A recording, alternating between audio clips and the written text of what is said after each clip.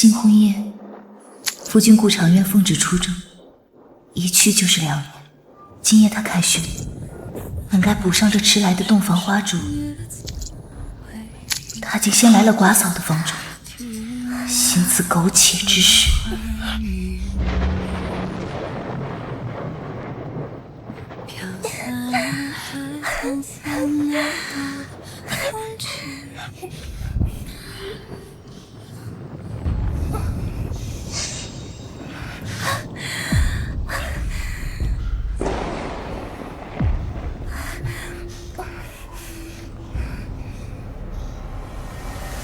小姐，听说将军回来了，你……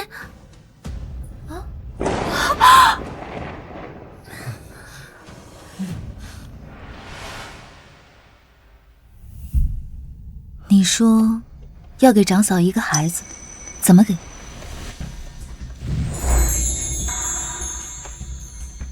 昨夜我已宿在听雨轩。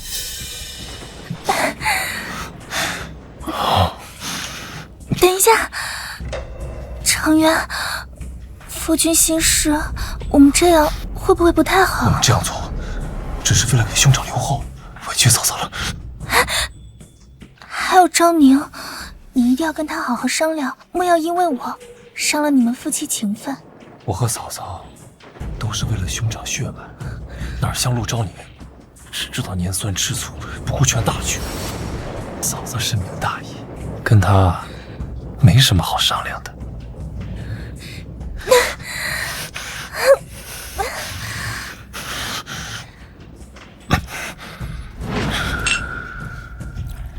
兄长如今还在祠堂，尸骨未寒，你们就这般迫不及待吗？你也知道兄长已死，他若活着，我何至于此？你非但不体谅我和长嫂，反倒这般咄咄逼人。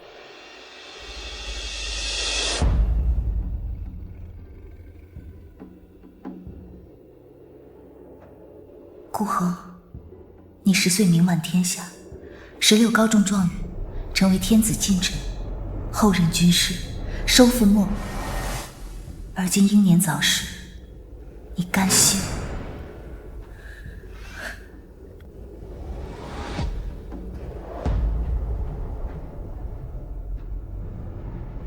那我只问你一句，你已决定这么做，不会更改，对吗？你已决定这么做，不会更改了，对吗？当然，此事父亲已同意，本不需要征询你的意见，是长嫂。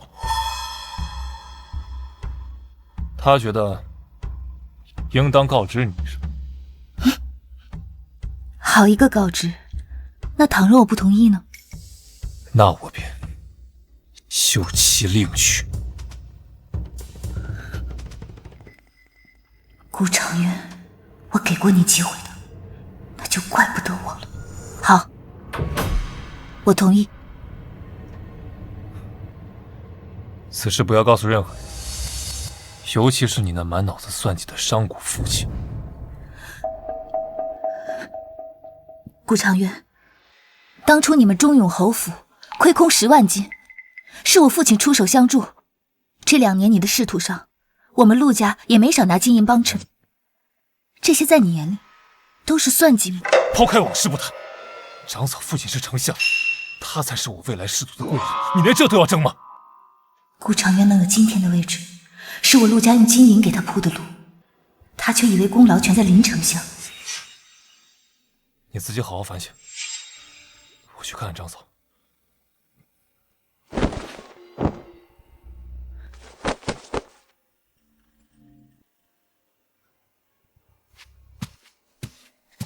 小姐，我都听见了，他真是无耻。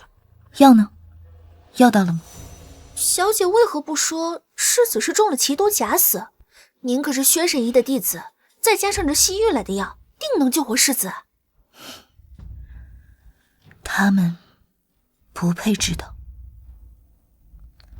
侯府既如此待我，我便让世子起死回生，亲睹那对叔嫂如何珠胎暗结。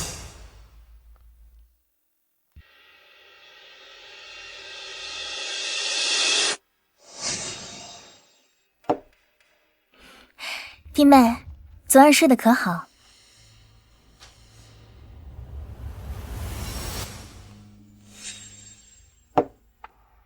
昨夜我劝过长渊，让他先陪你，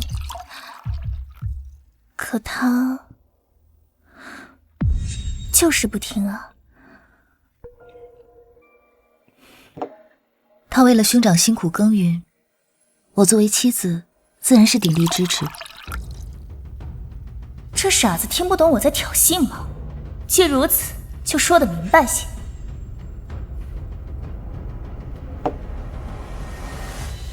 我爹是丞相，你爹不过是一介商人。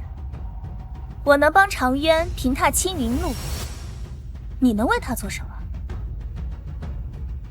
就好比这次长渊进爵一事，就是我相府出的力。进爵之事一直是陆家在打点，相府做什么呢？林婉晴是真不知道，还是装傻揽功了？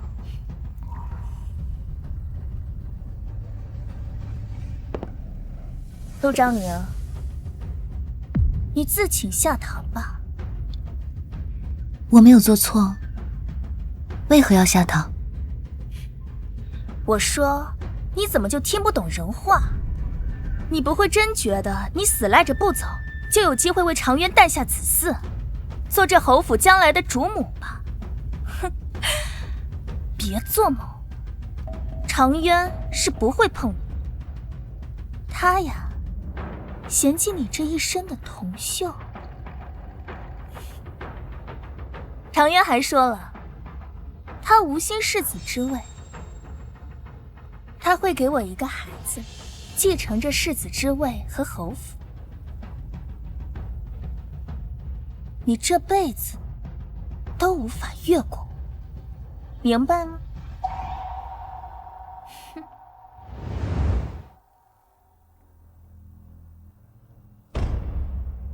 陆昭宁，你有什么本事跟我斗？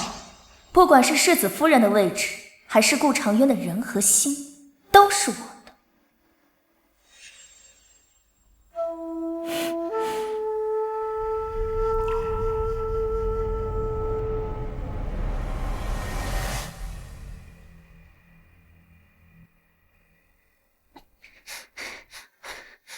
小姐，你没事吧？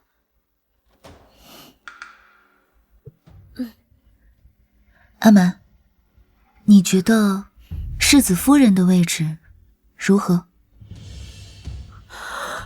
小姐，殷婉晴，那就看看是顾长渊先休了我，还是我先取代你。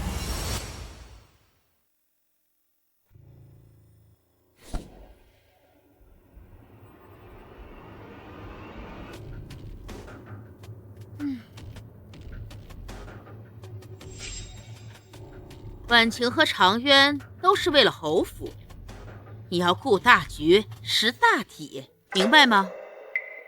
儿媳明白，不过咱们须得把兄长的尸身藏好，万不可让旁人知道兄长已死。一直放在祠堂，这不是长久之计。祠堂常年供奉香火，会加速尸身腐烂，倒不如放在听雨轩的酒窖，更为隐蔽阴凉。不成，接下来一段时间，长渊会歇在听雨轩，这不妥。酒窖身处地下，何况还与主屋有些距离。我以为兄长购买了寒玉关，寒玉关有镇魂安宁之效，兄长长眠在那里，自然是听不见、看不着的。寒玉关，这东西可价值万金呢。一切以大局为重，儿媳自然舍得。寒玉关既已买了，就依你所言。也不知婉晴何时能怀上，还是保存尸身要紧。你呀，要对你嫂子好一些。长渊进爵一事，全靠他父亲林丞相，让丞相记得你的好，说不定你的父亲还能混上个皇商。这圣旨还未下，母亲就这么肯定夫君能进爵吗？那是自然。婉晴可是都说了，为了这事儿，他父亲可是没少在皇上面前美言。好的，母亲。难怪顾长渊愿将侯府的爵位让给大哥一脉，原是想着一门两爵位。我倒要看看，若无我陆家真金白银打底，单凭林相空口美言，顾长渊，你能否进爵？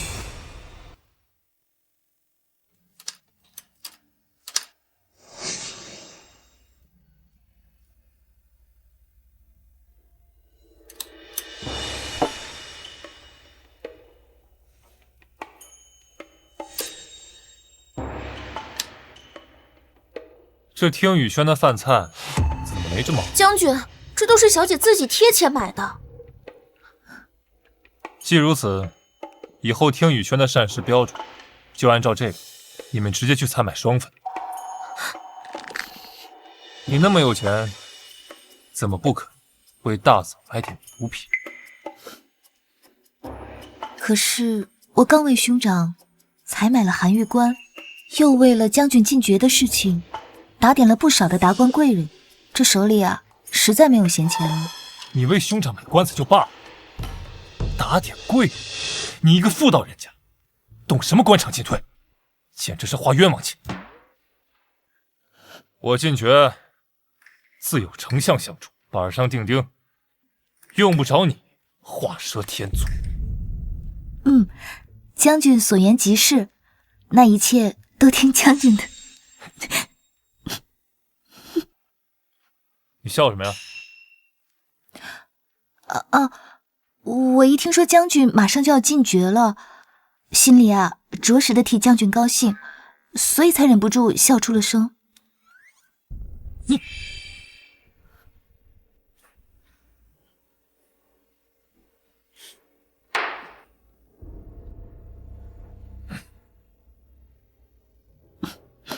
小姐，这什么人呢？不过小姐放心，昨儿起就按照您的吩咐，不再给那些官员打点。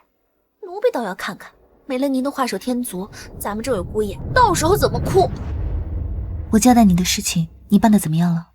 小姐放心，世子昨天已经被送去听雨轩了。虽说酒窖位于地下，但按照您的吩咐，用竹筒和细绳制成了传音筒，到时候主什么动静，保证酒窖听得清清楚楚。准备一下，今夜就为世子施针。若顺利，他应该很快就可以恢复听觉。若世子真能听见，岂不就知道将军和林婉晴？嘘，小姐，世子爷长得真俊俏。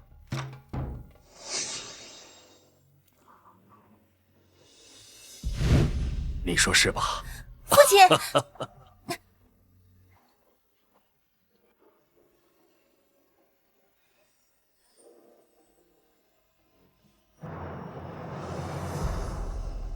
你是个野丫头，成何体统？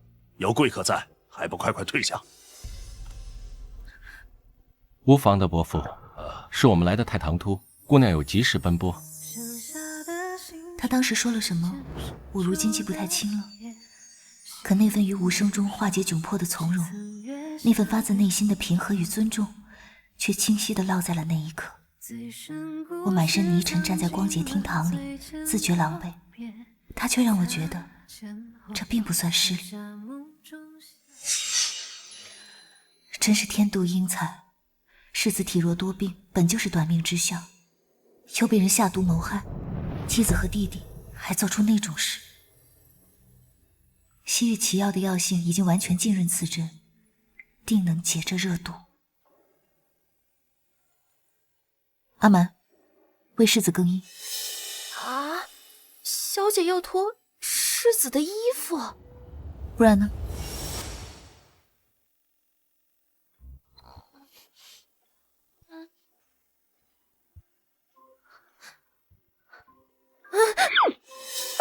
不行啊，小姐，奴婢不敢。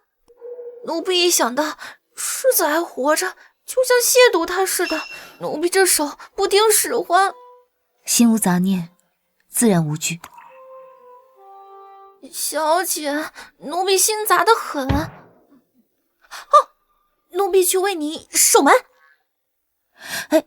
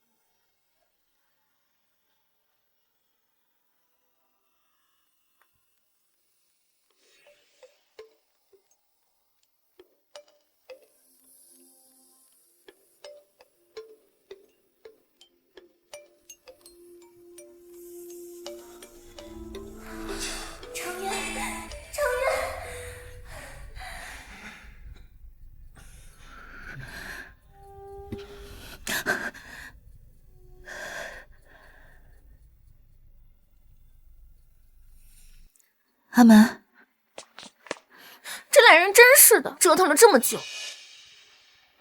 小姐，没事吧？小姐，无妨，扶我回去。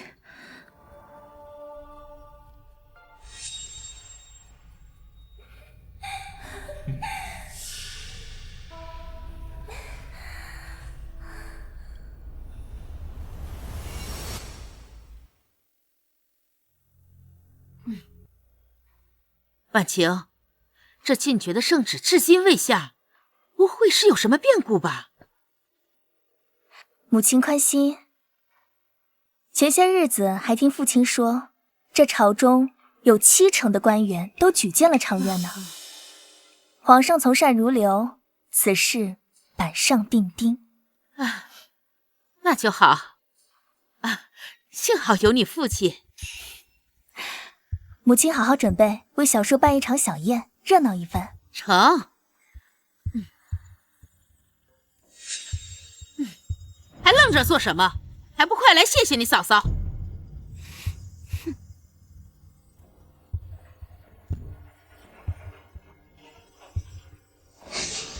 那边有劳嫂嫂和丞相，费心了。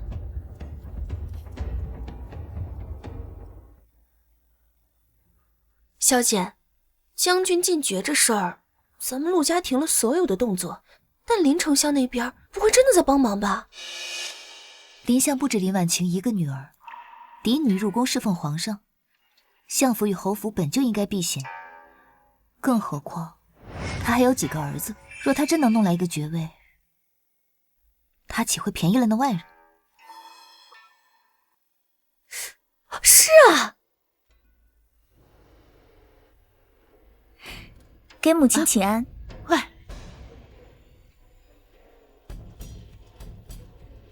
婉晴啊，都这么多天了，圣旨怎么还没下呢？都这么多天了，圣旨怎么还没下呢？母亲放心，父亲既没有让人来传话，想必此事不会有变数。可是这圣旨一日未下，我这心就一日难安，总想为夫君做些什么。我愿将我全部的嫁妆全部拿出来，交由嫂嫂打点，也算是助了夫君一臂之力。陆昭宁那些嫁妆，早在他成婚第2日就被我封存在库房了，这个时候动他作甚？弟妹不必如此。这贱人，眼看长渊要进去，知道他没出上力，着急了。行了，这事还轮不到你。母亲，求您让我为夫君做些什么吧，那可是他的前程啊！竟敢拿长渊的前程来压我！罢了，反正长渊禁诀之事也无需额外打点，放在天宇轩，林婉晴也没那个胆子擅自动用。难得你有这份心。行，婉晴啊，你就代为收着吧。是，母亲。小姐，为何把嫁妆给林婉晴？若非如此，荣维院岂肯交出我的嫁妆？可到林婉晴手里，不把她给用了吗？他不会的，人性如此。林婉晴笃定顾长渊会禁诀，怎会容许别人锦上添花，抢夺功劳？小姐今夜还去为世子施针吗？世子现在能听见吗？习武之人施针1到3次即可，可是世子体若未曾习武，恐需3日以上。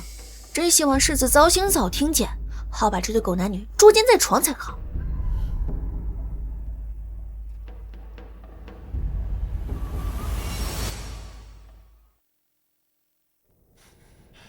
这顾长渊竟敢如此糟践我女儿！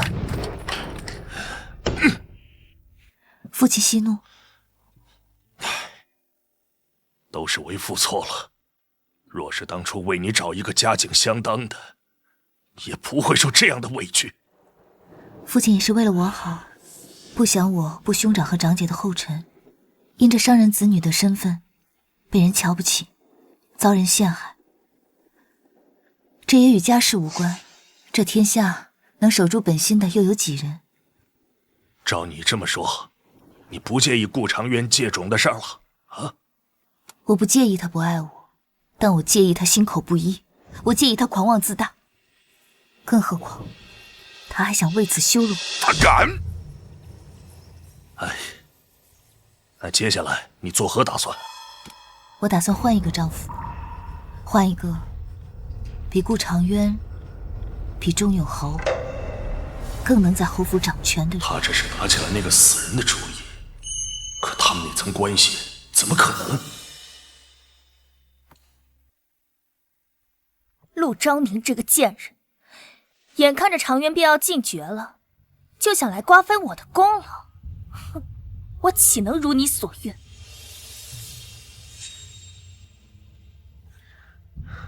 嫂嫂，这是什么意思啊？长渊啊，昭宁为了你进爵一事，执意要将她的嫁妆全都交由我来打理。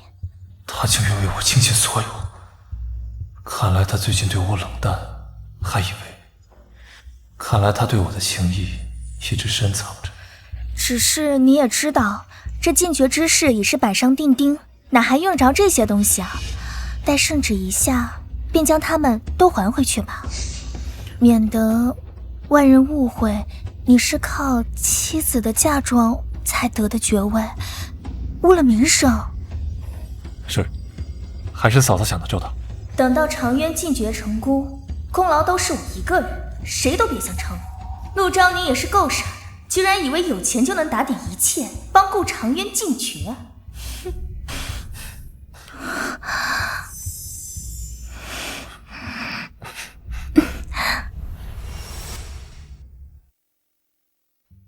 长渊，我们安静吧。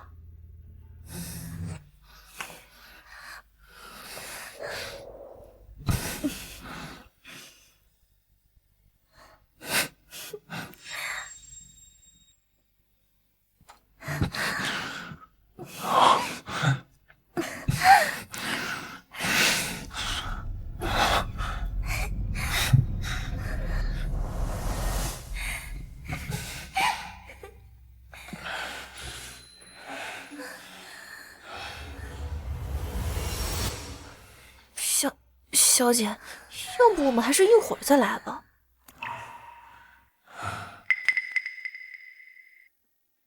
唉，世子真是可怜，但也真好看。男人好看有什么用？得中用。小姐，你是说世子他不中用？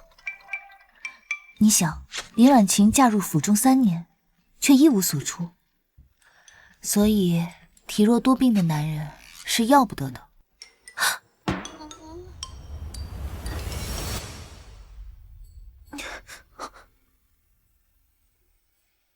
定是看错。小姐说过，世子不通武艺，至少3次施针才能恢复听觉呢，这才第2次。小姐，奴婢去守门。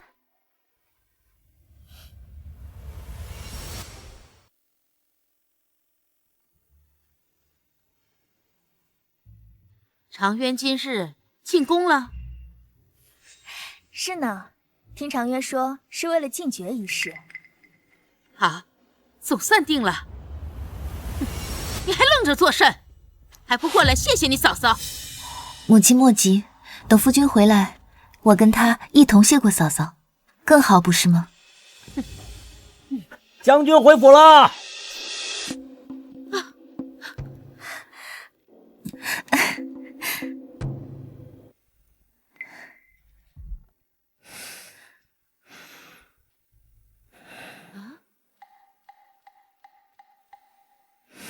方才听嫂嫂说您进爵了。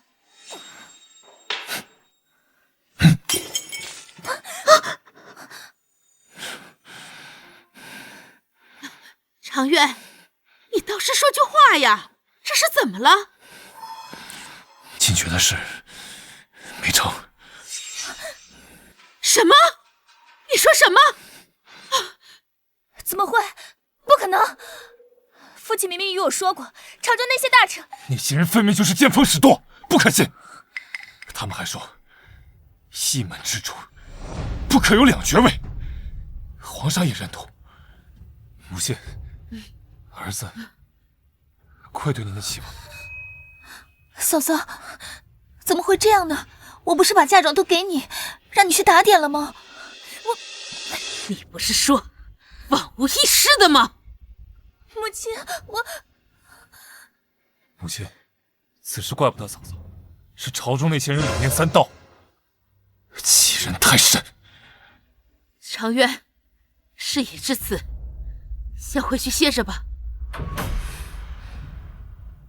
是，母亲。夫君，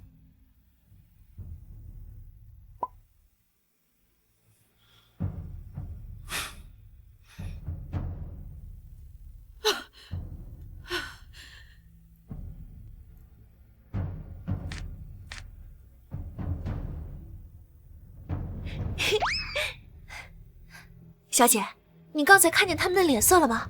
真过瘾，棒呀！兄友弟恭，是因为大家都有肉吃。可是倘若这肉只有1块，顾长渊从云端跌落，希望落空的滋味如何？被你所倚仗之人辜负的滋味又如何？这才只是开始。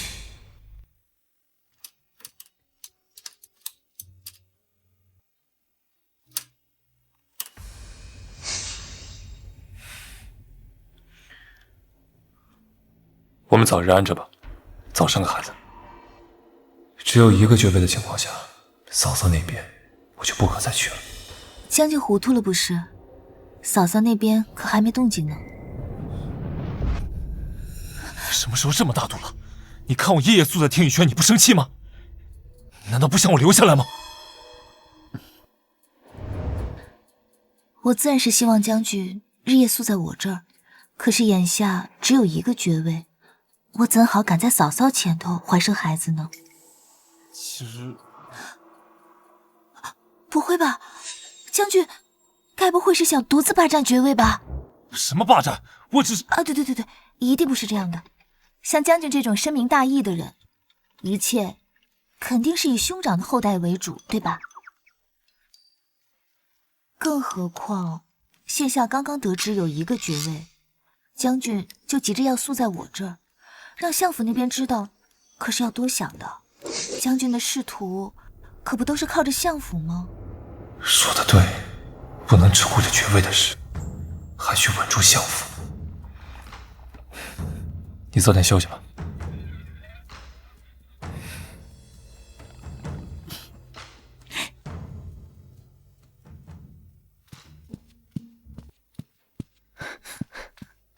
吓死奴婢了，小姐，将军怎么要跟你生孩子呀？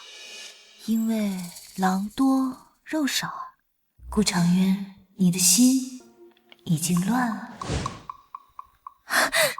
长渊，你别走！当初嫁你兄长，并非我所愿。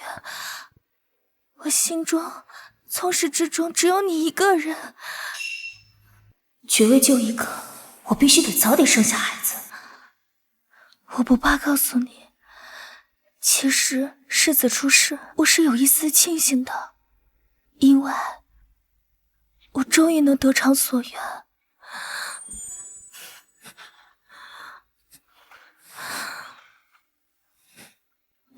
做露水夫妻，我已然知足。我真是个坏女人，就让所有都报应在我身上。我爱慕婉清，天意弄人，她成了我嫂嫂。如今兄长病逝，就当是上天垂怜，让我心软。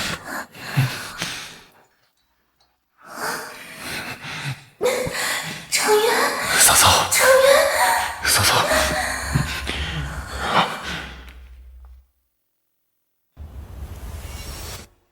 体内余毒还未清理干净，运功无济于事，还不能动，需静待时机。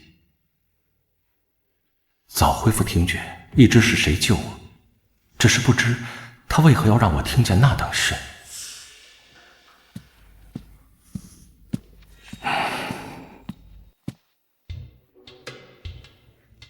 小姐，奴婢就在外面候着。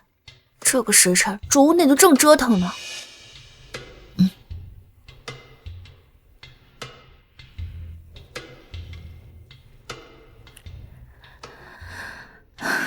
从明日起，就晚一个时辰再来。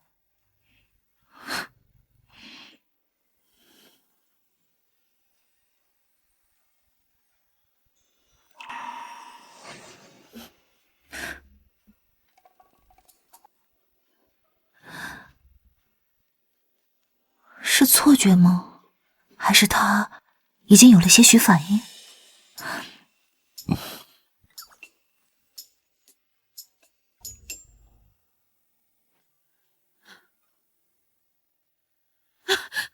侯爷，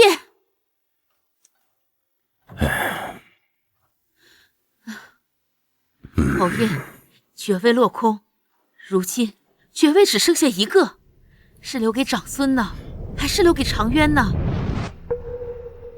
自然是给长渊，能撑起咱们顾家门楣的非他莫属。长孙年幼，能顶什么用啊？我们顾家真是命途多舛，恒儿没了，如今爵位又只剩下一个。夫人呐，事已至此，哀叹无用。我呀，是担心婉晴，毕竟是我们促成她与苑儿欢好，又许了长孙爵位，现在反悔，若林相闹僵起来，闹？哼，他凭什么闹？这种阿杂之事，他有什么脸闹？只是这恒儿的尸身，恐怕放不长久了。下个月我生辰，借机宣布恒儿死讯。万一这期间婉晴要再有，岂非恒生枝节？不如在他的饮食里放些避子药。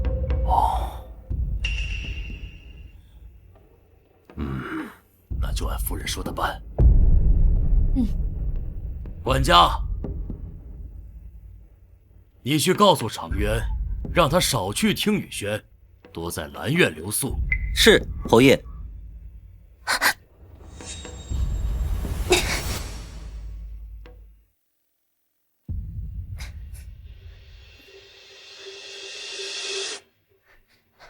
小姐，不好了，侯爷他……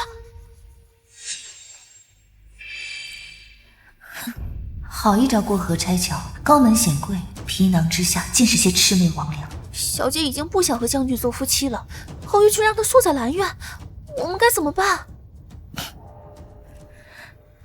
无妨，有人啊比我们更着急。小姐是说林婉晴？去吧。是，奴婢这就把消息散布出去。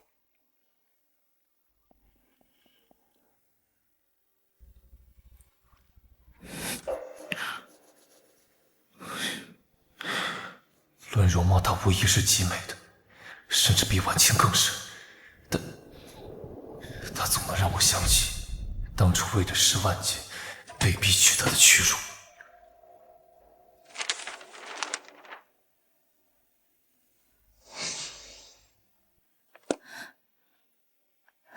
将军，别看帐门了，今夜无论如何，我们也该远了。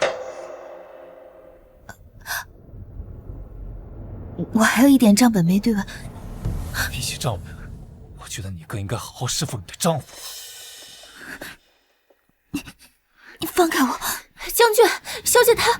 放肆！本将军在与夫人安置，你进来做甚？出去候着。可是……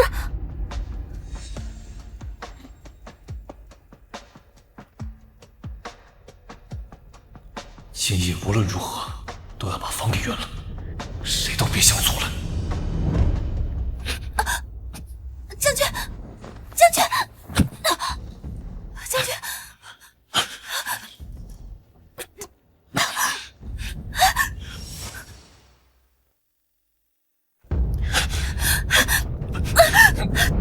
将军，我家夫人病得厉害，请您去看一眼吧。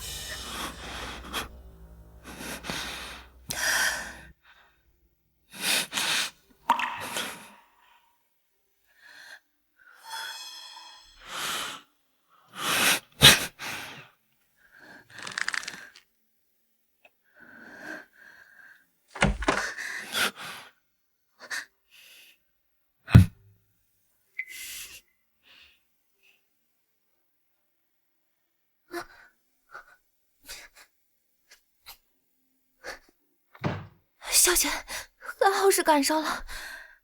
您别说，还得是林婉晴。对啊，她也算是救了我吧。距离宫爹的寿宴还有月余，今晚能躲过圆房，明晚呢，还是得想一个一劳永逸的法子。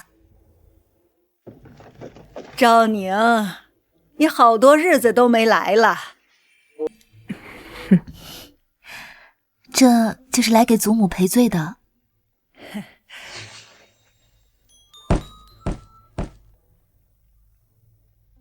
这是……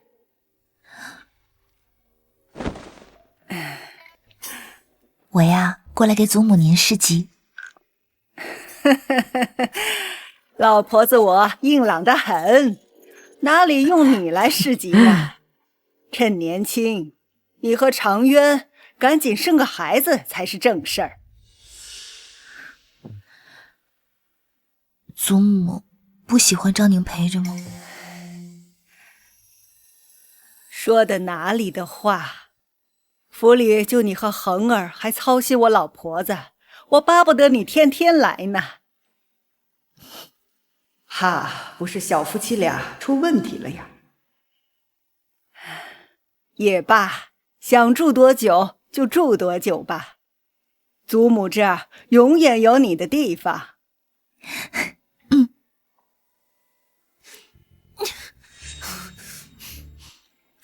小姐，老夫人太欺负人了。何事这么慌？方才徐嬷嬷来传话说，东家那几家亏损的铺子都划给您了，还说把侯爷的寿宴也交给您打理。铺子的事倒是无妨，寿宴也由我操办。是啊，小姐，可不就是不想出银子，逮着您薅吗？没有，这是件好事。啊？侯爷不是打算在寿宴上宣布世子的死讯吗？是啊。既然要宣布死讯，那不如由我来安排一个更大的消息。所以，这寿宴是天大的好事。啊？届时必是一出好戏。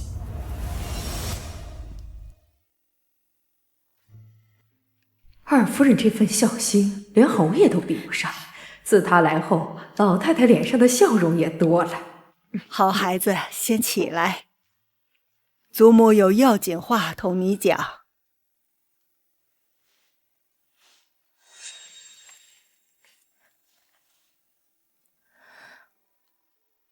祖母，这是……收好了，这令牌能调遣一队人马供你差使。祖母出身将门，10年前母族因大案被抄，唯有她这外嫁女得以幸免。这令牌想来是祖母放生的。他们是苦命人，我偷偷养着，如今我怕活不久了，就托付于你，若养不起，就遣散了。祖母是想让这些人护着我，真养不起，直接遣散就是，犯不着交到我手上。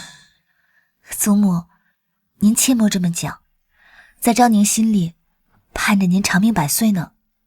不过您放心，这群人我会替您照看好。好孩子，这是侯府还你的，你操持铺子辛苦，却不受重视。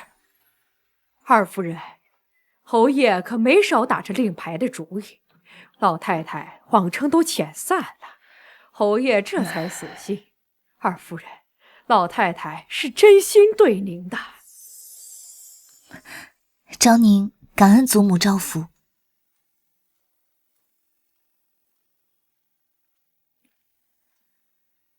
祖母，不知到底有多少人，我好让阿蛮啊给他们安排一些活计。陆家那些铺子需要人手，养几个人还是没问题的。不多，500精锐。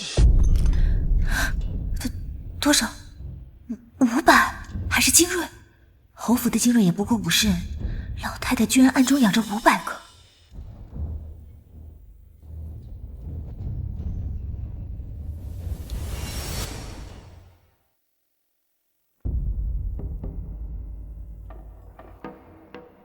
你来西院做什么？我来市集。别以为我不知道，你想让祖母跟你做出跟我缘分，我告诉你，你越是这样逼我，只会越厌恶。将军想的未免太多了。你，将军不可！看，阿蛮，什么东西也敢拦住我！该死的！不行，绝不能让小姐挨欺负！你住手！我真的是来市集的。你不就是想圆房吗？今晚就成全。住手！祖母现在就在房里休息呢。别跟我耍花样，现在跟我回去。将军，现在可清醒了。若是还不清醒，不妨去问问府医，祖母现在病情如何？还是说，在你心中，祖母的身体都不如圆房重要？就算是这样，轮得到你来为祖母侍疾吗？你懂药理吗？你知道如何侍奉好祖母吗？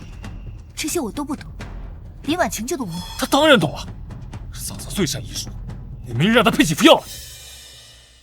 我家小姐可是薛林薛神医唯一弟子。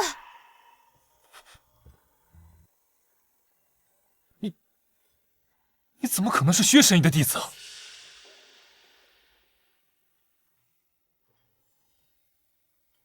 大国手薛礼，曾经的太医院首席，其自创的薛门13针独步天下。他归隐后，连皇上的面子都不给。陆兆宁怎么可能是薛灵的徒弟？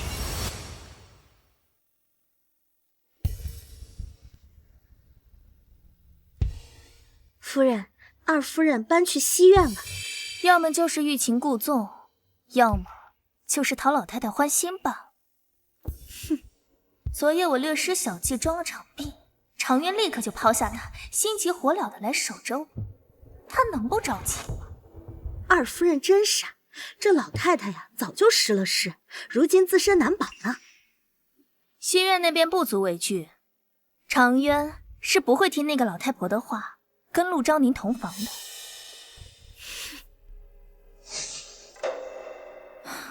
把这些菜都撤下去，倒干净。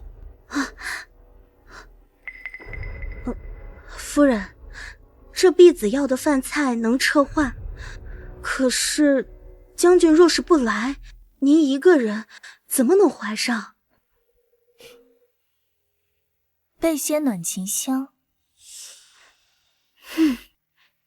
常渊本就倾心于我，他的身体更是无法抗拒，不可能忍住不来。嫂嫂，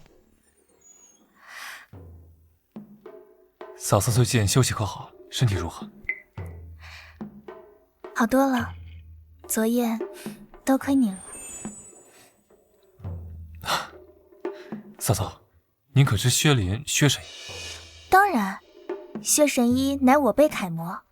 不瞒你说，我少时曾一度想要拜入薛神医的门下，可惜他老人家不收徒了。不收徒，那便是没有亲传弟子。非也，听说他有一位关门弟子，倾囊相授。关门弟子，是男是女？我只听说是一位天赋卓越的小公子。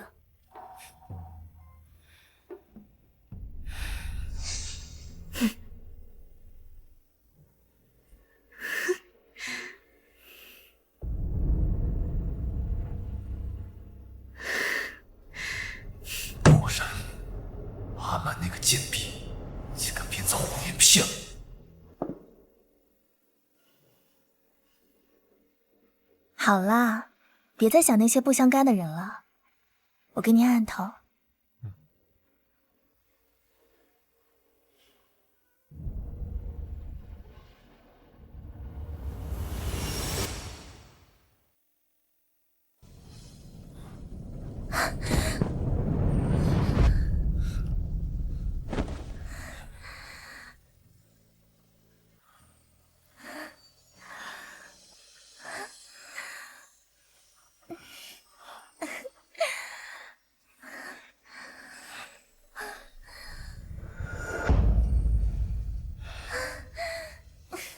都这个时辰了，他们还真是精力旺盛。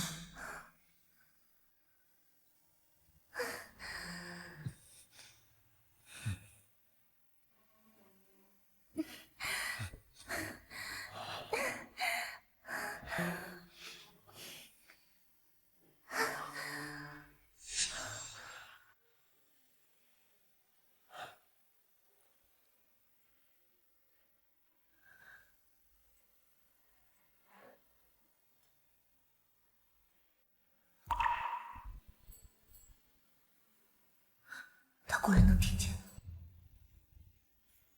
世子，无意冒犯，我也只是为了帮你施针解毒。至于那些声音，是为了刺激你早日醒来。进来吧。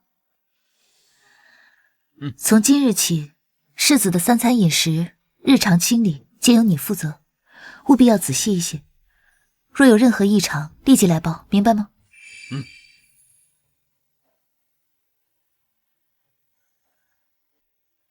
喂他吃点东西。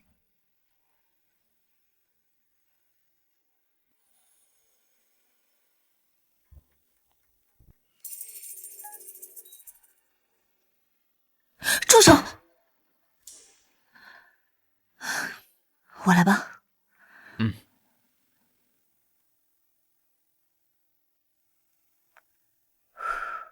你那样是会呛死他的，要这样一小口一小口，慢慢的喂，知道了吗？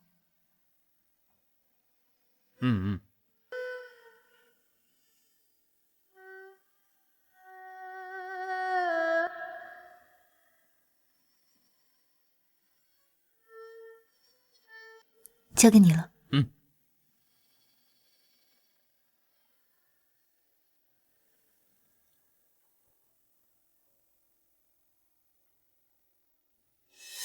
醒了，世子竟然醒了，必须立刻告知阿夫人。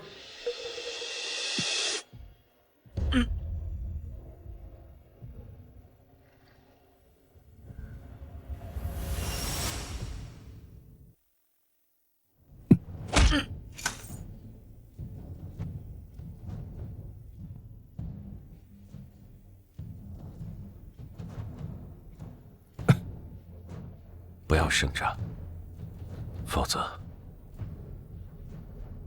你的主人会被牵连致死。世子既然醒了，为什么不告诉侯爷他们？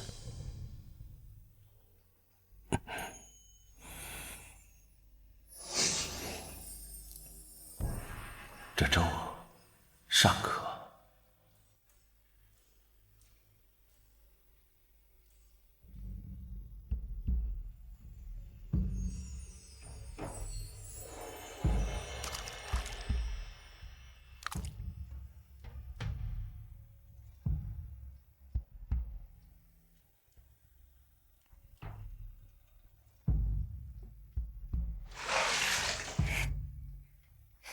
小姐，你先泡着，奴婢去把小厨房新晒的玉梅花瓣拿来。好。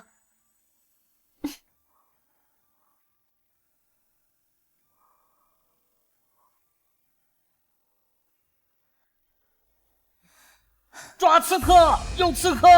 抓刺客！有刺客！刺客！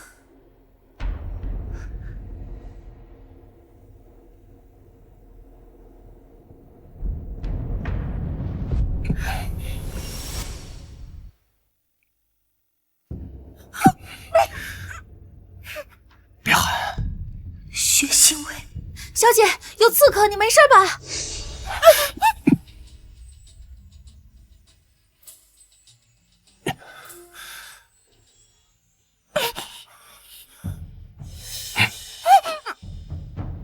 让他走。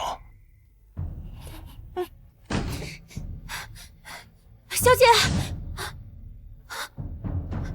小姐，你在哪儿？小姐，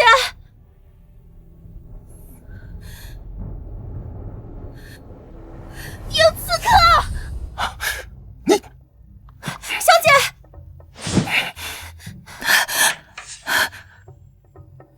小姐，你没受伤吧？方才你就这么喊，不怕他伤你？他不会，他刀尖对准的位置不是我的要害，不至于要了我的命。身上有血腥味，他胳膊受了伤，没有准头。若让阿满走了，我独自留下，后果才难料。您太冒险了，但我总觉得他有点熟悉。去天宇轩。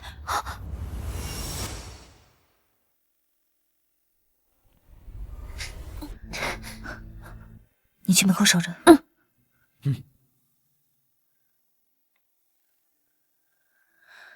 世子可有醒来？不要声张，否则你的主人会被牵连致死。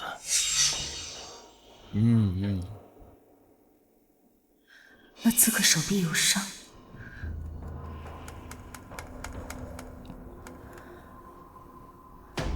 根据脉象，他并未完全恢复，不可能醒来，除非他武功盖世，能用内力强行改变自身脉象，伪装出病态。务必好好照看世子。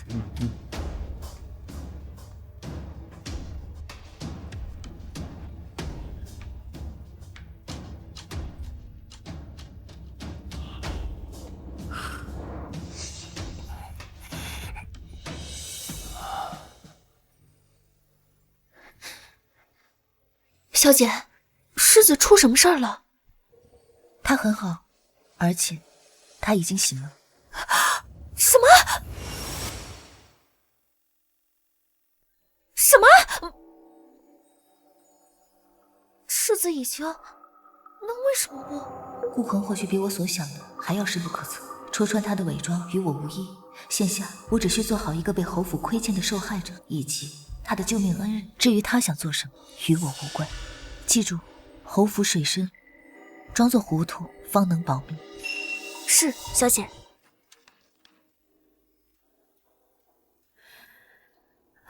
这几天交过来的铺子，上面果然有问题。啊？怎么了？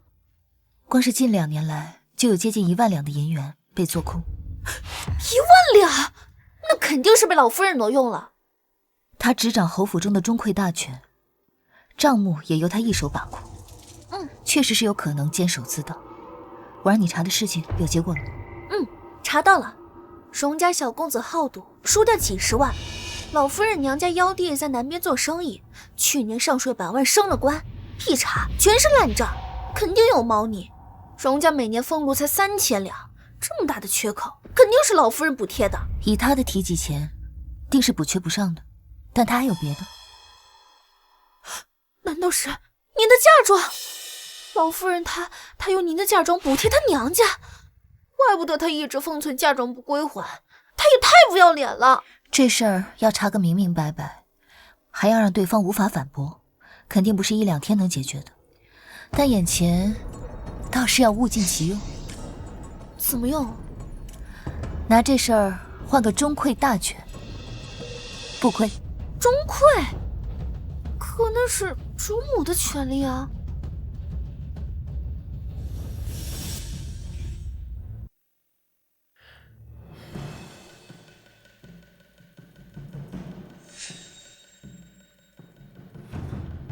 军饷还没到，这都迟了5天了。将士们心中早有怨言，这样下去，让我如何安抚？将军，那户部小的去了3次了。每次去，他们都说等等等等再等等，您是没看见有多敷衍。不应该啊！看在丞相的份上，户部也不敢这样怠慢。将军，夫人她自尽了。什么？嫂嫂，别救我！我没有，我怀不上孩子。那些饭菜里放了避子药，我这些日子不敢碰它，就是怕药伤了他身子。是我没用，若能靠战功进爵，父亲他们何须出此下策？嫂嫂，这不是你的错。常渊，当初嫁你兄长非我个人所愿，这一次求求你，你就让我听从自己的心一次吧。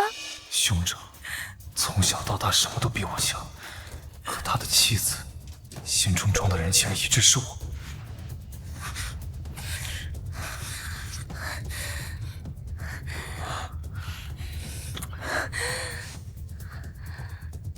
这些天，我想到了个好法子，是两全其美的法子。什么？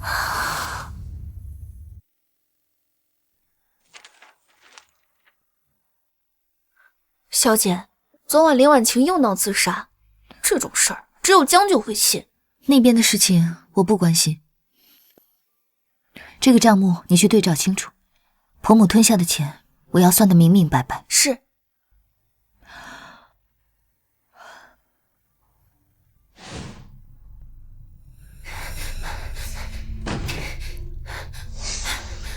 小姐，将军不知道跟老太太说了什么，老太太气晕了。去主，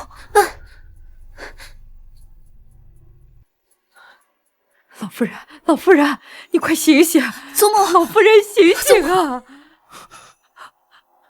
祖母，祖母如何了？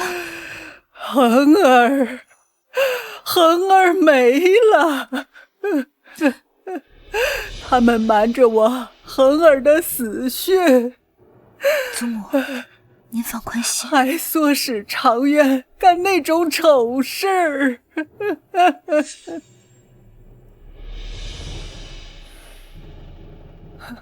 我不想看到他。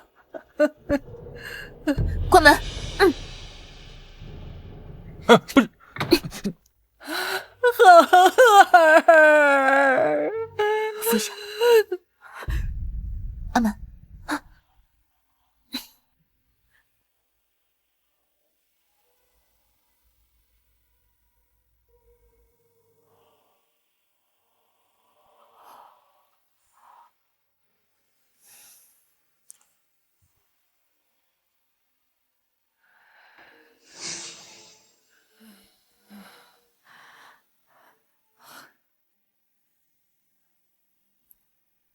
对了，嬷嬷，您帮祖母按压一下这个穴位，这里。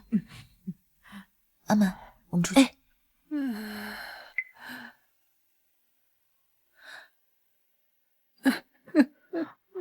祖母，有我呢。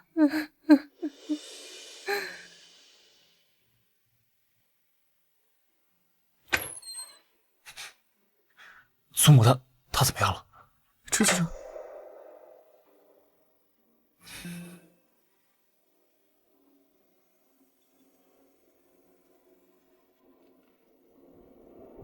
何故告知祖母兄长已逝？我这么做是因为我想让嫂子转房。借种就够了，转房？兄死弟收嫂，这在乡间都备受争议，他竟敢提出来，难怪祖母会气得当场晕厥。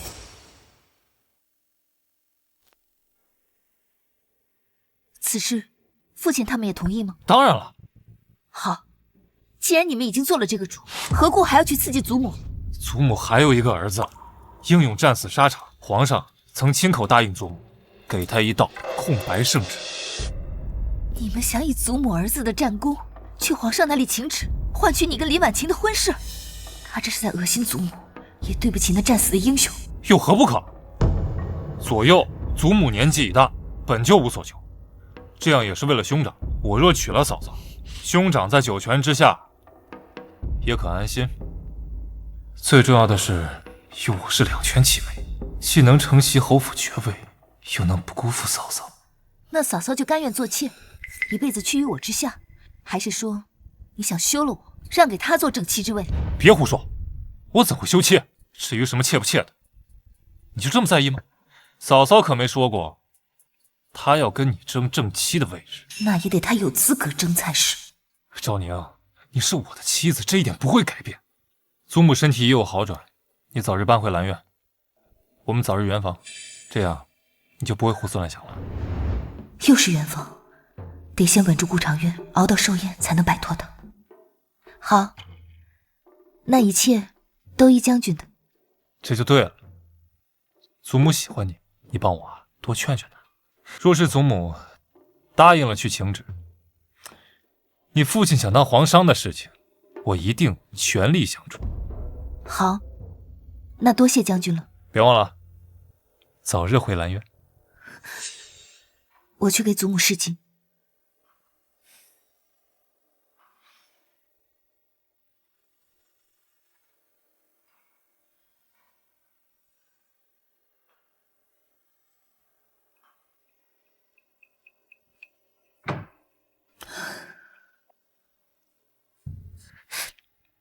小姐，您当真要去劝老夫人去求旨成全那对狗男女？子之矛，亦或可成为我之盾。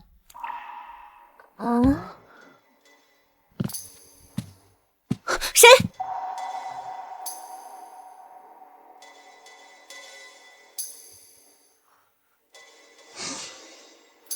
小哑巴，是你呀！吓死我了！你来干什么？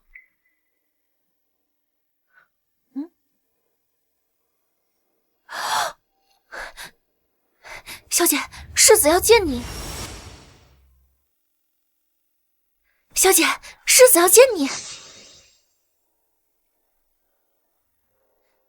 小姐，这世子愿意露面，我们是不是可以行动了？那对狗男女，走吧。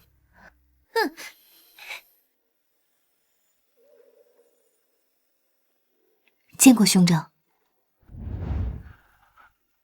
弟妹，无需多礼。大恩不言谢，弟妹有何求，我定竭力报答。嗓音温和动听，行礼也是这般好看。那时他代表顾长渊去提亲，我便想，世子如此平易近人，端方守礼，侯府的门风定然清正，顾长渊总归不会差到哪里去。事实证明，龙生九子，果然各有不同。兄长此话太见外了，你能够醒来，我已经十分高兴。既然如此，弟妹是无所求了。不，我有所求。若是我要兄长娶我呢？我要兄长娶我呢？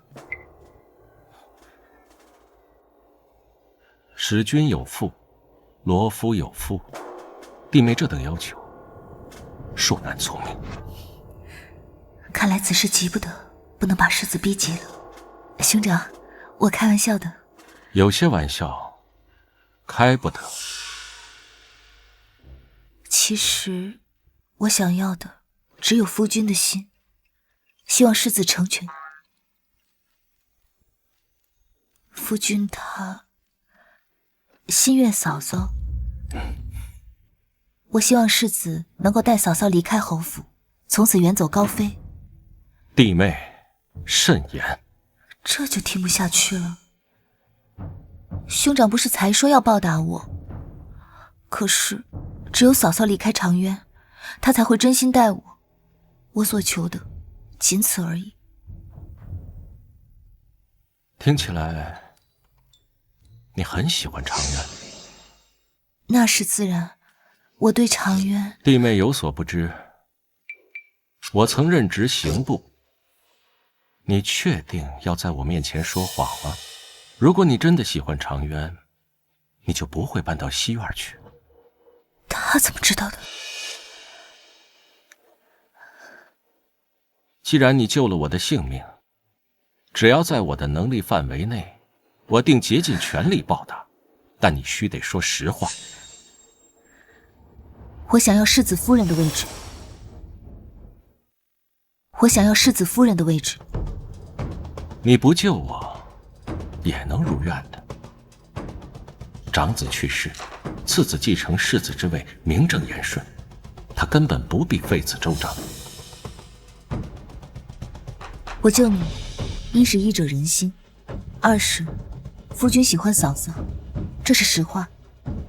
即便我成了世子夫人，他也早晚将我休弃。只有你带嫂嫂远走高飞，我才能高枕无忧。你如何确定我一定会离开？无妨，离寿宴还有几天，望兄长好生考虑。他的言行有矛盾，想必他真正所求并非如此。小姐，世子有说什么吗？那对狗男女……此事他心中有数，我们要做的只有等。世子谨慎，我所图不能一蹴而就。世子不简单，否则不会苏醒后不着急出现在众人面前，而是私下见我。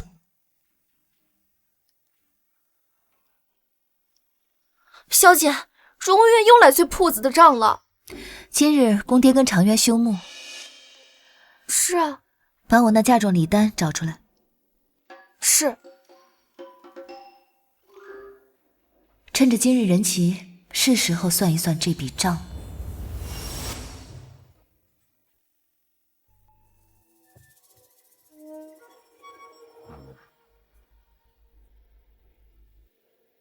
这转房一事，常渊和你说了。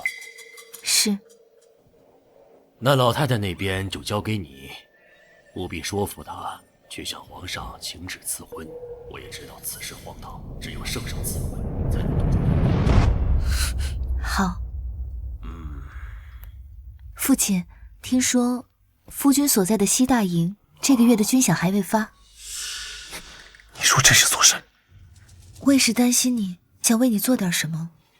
常渊，是真的。想来户部也并非有意疏忽，各个营的军饷都要发，总有个顺序。但是儿媳听说，若是能让户部留意这个发放顺序啊，或许能够排在前头。你是想说花钱讨好？真是愚蠢之极！那户部尚书清正廉洁，给他送礼等于送死。父亲英明，但儿媳有一副李念庭的遗作，这李念庭正是尚书夫人的祖父，他们祖孙情深，此话定能打动尚书夫人。送礼我懂，又是这个语言战术，或可一试。画儿呢？马上取来。这画儿就在儿媳的嫁妆里。你的嫁妆啊！李念庭的《沧海图》，尚书夫人曾多次花重金求。为了夫君的前程，儿媳愿意献上此画。好，那还愣着干嘛？快去将画取来！哎，等等！啊，侯爷，动用儿媳的嫁妆，这传出去怕是不妥。母亲多虑了，此画可以由儿媳送出，这是夫人之间的交情，不会落下画柄的。是我误会他了，他竟这般替我着想。好，哎呀，既如此，那咱们一同前去，速速将画找到。左恩夫人，这是大事，走走走。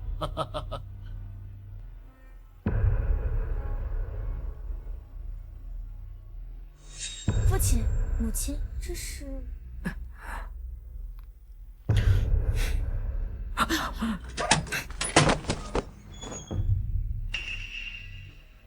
沧海图在哪？好像是那个箱子。好像。我有点记不大清了，也好像那个。或者……来人，把这个箱子给我打开。是。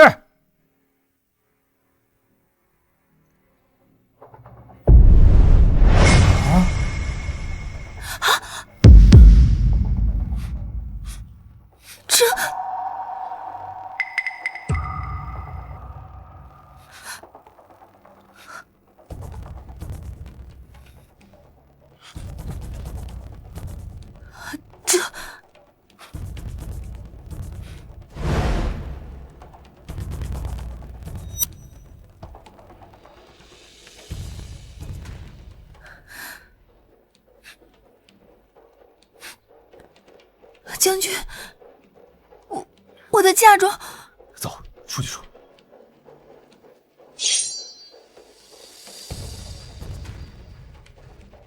花儿呢？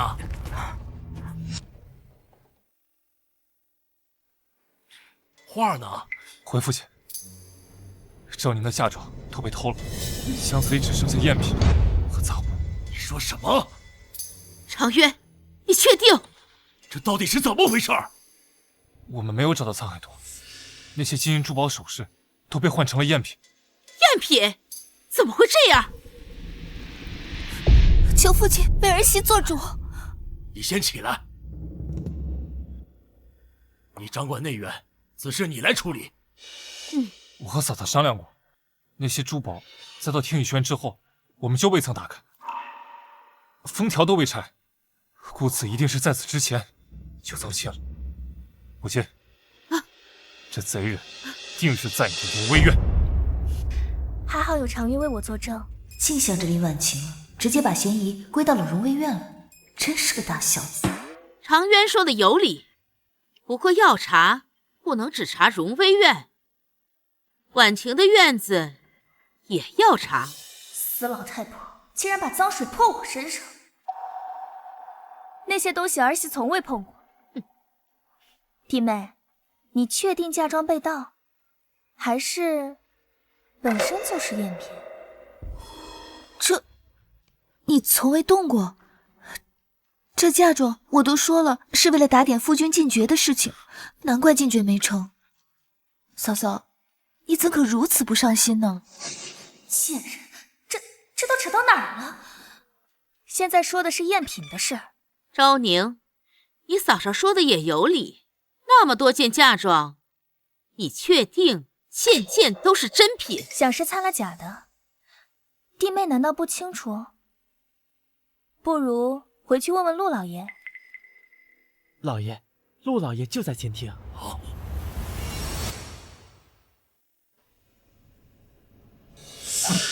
哪来的心情喝茶呀？滚！您消消气，侯爷马上就到。陆小天怎么来了？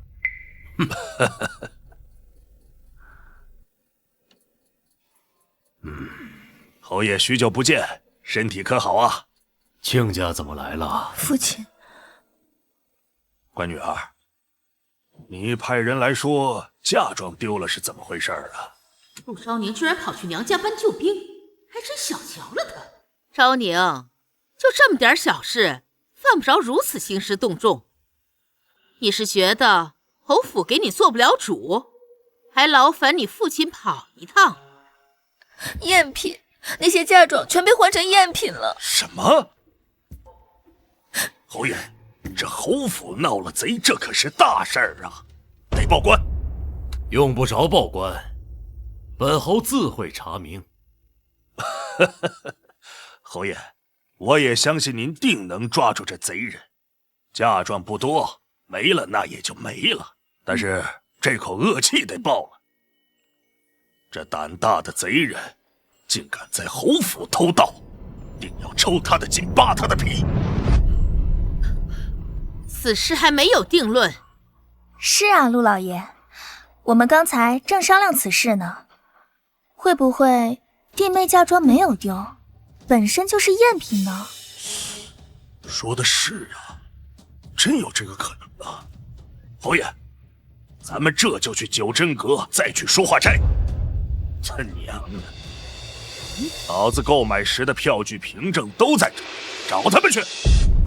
竟敢卖我假货，我弄死他们！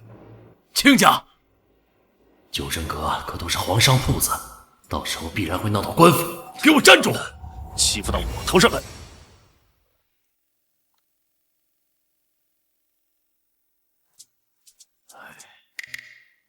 亲家，何必动怒啊？侯爷，您为人正直，但那小人防不胜防。我这就去，票据凭证都在这儿，他赖不掉。买的时候可能是真的，那装箱的时候换成假的了。哎呀，婉清，住口！还嫌不够乱？陆啸天就是个泼皮，到时候真闹到官府，侯府就丢了大脸了。侯爷，您别拦着我，他戏弄我也就算了，他竟敢不把侯府放在眼里。哼，我都说了，我女儿要嫁进侯府，他还敢卖我赝品？哎，亲家，你冷静。哼，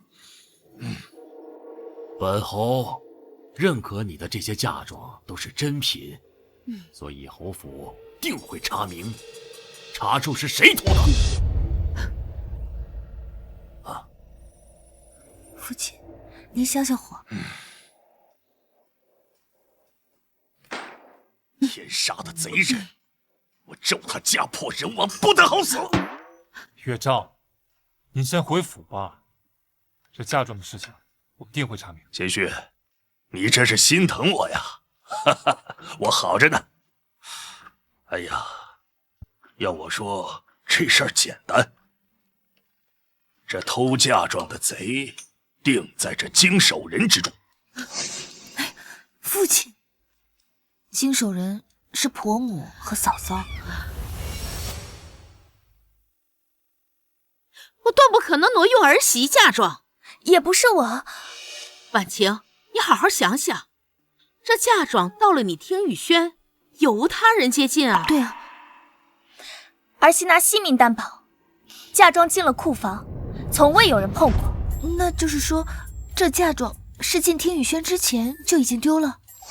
断不可能！我荣威院库房把守森严，无人能靠近。那是嫂嫂。常渊，你信我。母亲向来节俭，嫂嫂性情高洁，他们都不可能做这样的事情，一定是下人所为。侯爷，我定会查清的。哎呀，这本就有嫌疑的人来查，能查得明白吗？这您适可而止，怎可怀疑我母亲的清白呢？夫君，你若真的为母亲着想，就该让母亲避嫌才是。还是说你只信任母亲，却不信任嫂嫂？我当然没有啊！昭宁，你自己查。那么大一笔钱，也是侯府的损失。父亲，后宅由母亲掌握，嫂嫂也在，我怎好排到他们前头呢？哎，说的有道理。这出师得有名啊，这就像出兵打仗，那皇上得任命元帅，那才能号令啊。的确，不给实权指派任务，其他人怎会配合？更何况陆啸天这老匹夫还在，处理不好，定要传往侯府侵吞儿媳嫁妆。好，即日起，由昭宁执掌钟馗。侯爷，就这么定了。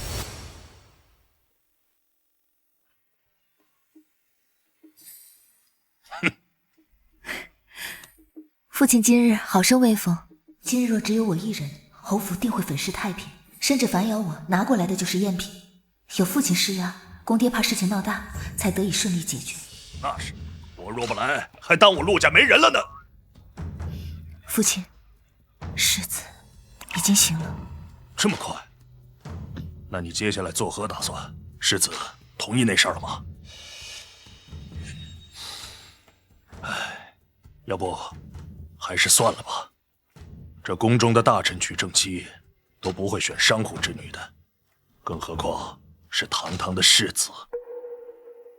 顾恒此人心思深沉，绝非一语之辈，让他做我女婿还真有些受不起。此事我自有打算。总之拿下钟馗大权，以后做事要方便些。嫁妆一事目前尚无实证，我只有先将钟馗大权握在手，才能护好余下的嫁妆，并便于追查婆母偷盗的证据。再者，安排寿宴也不会受到掣肘。至于那些丢失的嫁妆，早晚要他们双倍偿还。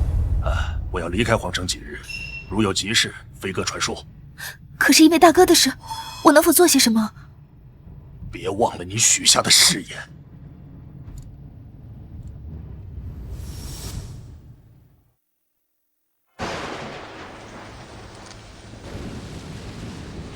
发誓，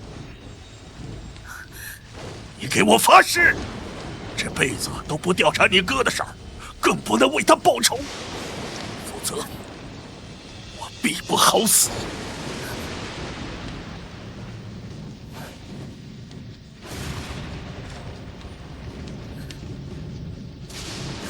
我发誓，我这辈子都不会再调查我哥的事情，也不会替他报仇。别忘了你发过的誓言。我知道了，父亲。当初我发毒誓的同时，也求了上苍，要报应就报应在我陆昭宁身上。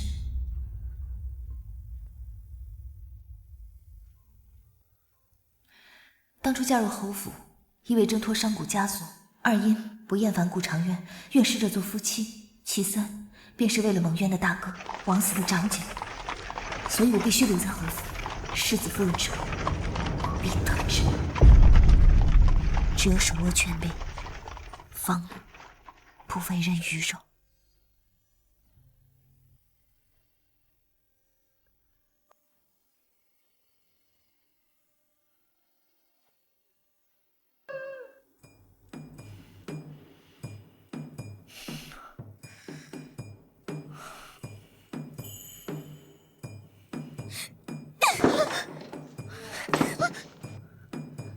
那些东西定是母亲所偷。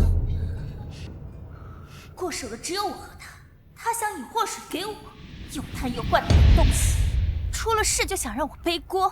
夫人，我这就去叫府医。站住！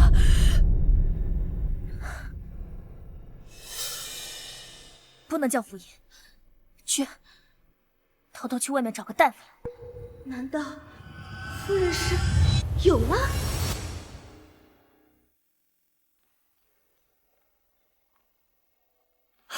恭喜夫人，这是喜脉。成了，终于成了，寿运在即，这孩儿来的正是时候。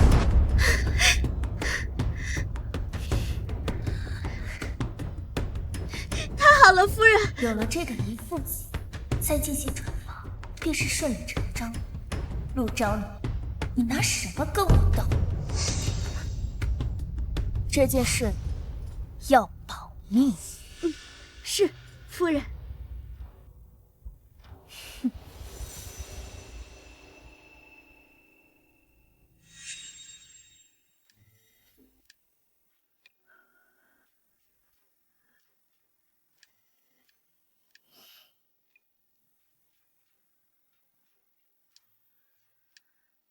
兄长，嫂嫂她有孕了。是吗？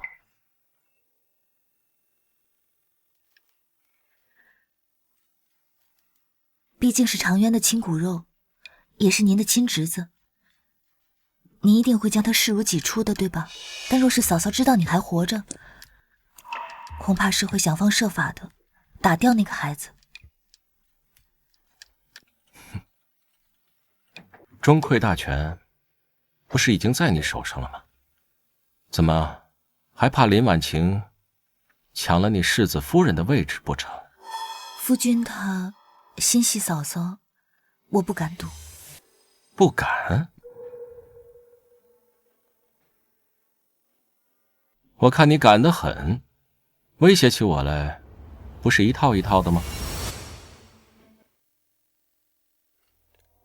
从你救我那一刻开始，你就在赌我会不会休了林婉清，该娶你。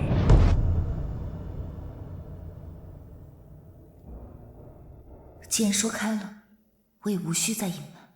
兄长说的没错，我是在赌，而且是孤注一掷。你身为常渊的妻子，就不该有些旁的心思。在侯府，容不下你这样朝秦暮楚之人。侯府容不下我，就容得下林婉晴吗？你是你，他是他，你不该因为他人而误入歧途。我从头到尾想要的只有世子夫人之位，顾长渊给不了我。在兄长看来，我是误入歧途，对我来说，我却是迷途知返。我现在才知道，兄长你才是我的正道。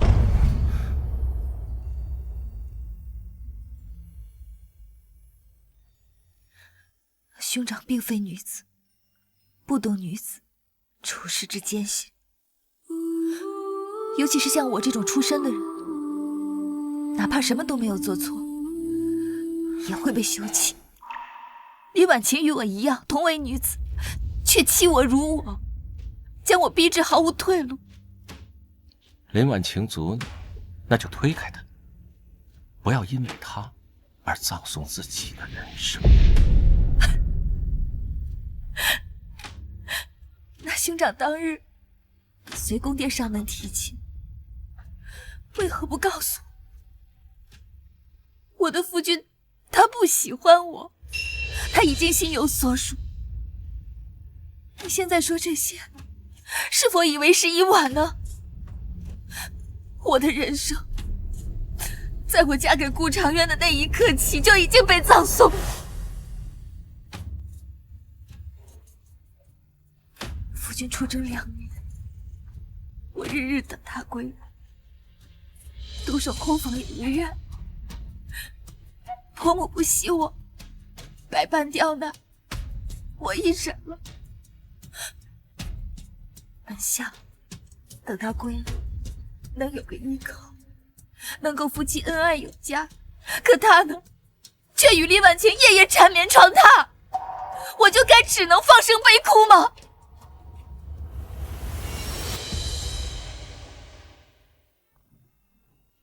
陆氏，终究是我侯府负了你。即使有赋予我，更应该补偿，不是吗？补偿也好，报答也罢，让我做什么都可以，但唯独不能娶你。世子，当真要如此无情吗？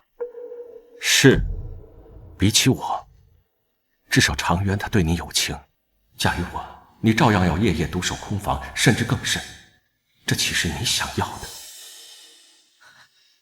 可我甚至都不奢望你的情，我只是想要世子夫人的位置而已。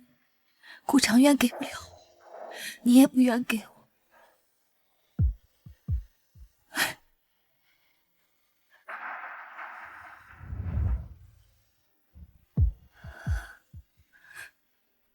本来就是我的痴人说梦罢了，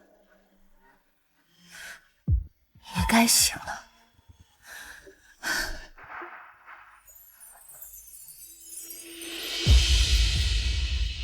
世子，万夫。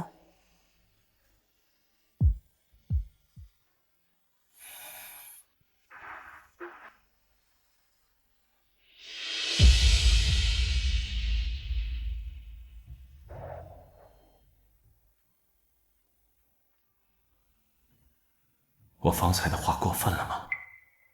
但若非如此，他又如何能放弃那荒唐的念头？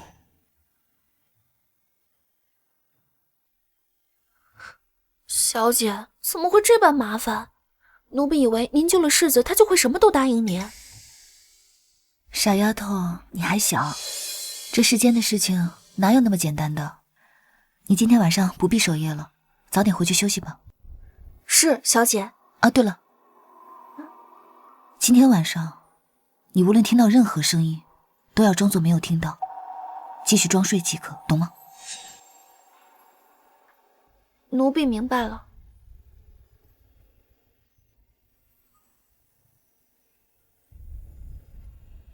求人不如求己。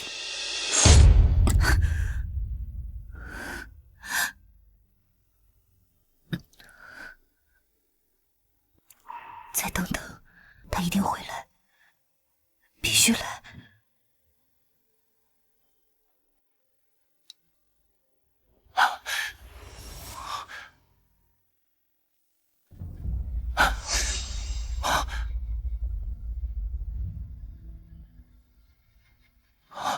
陆氏，你想求死？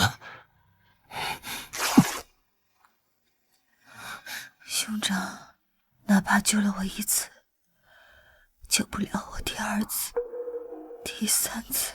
糊涂，求人不如自救。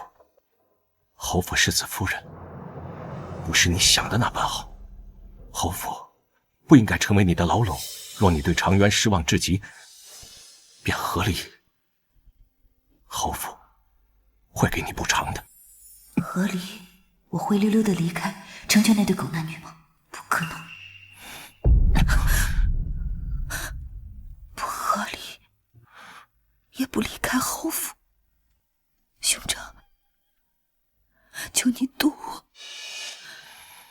我说过，我会孤注一掷，包括我的命。你自己的命，如果连你自己都不珍惜的话，没人会善待你。陆氏，别以为我不知道你那些把戏，请你给你自己留最后一丝体面。既然如此，那世子就帮我在寿宴上活过来，好吗？好。现在可以松手了吗？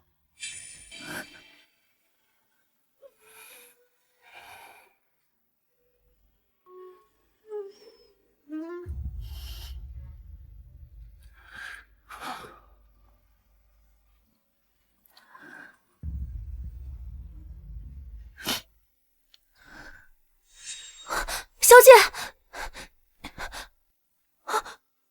小姐，您何必做到这一步？很痛吧？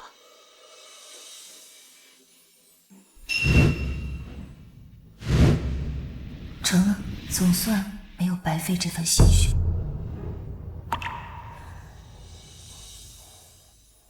苦肉计也要懂得分寸，绝不能真拿自己的性命去冒险。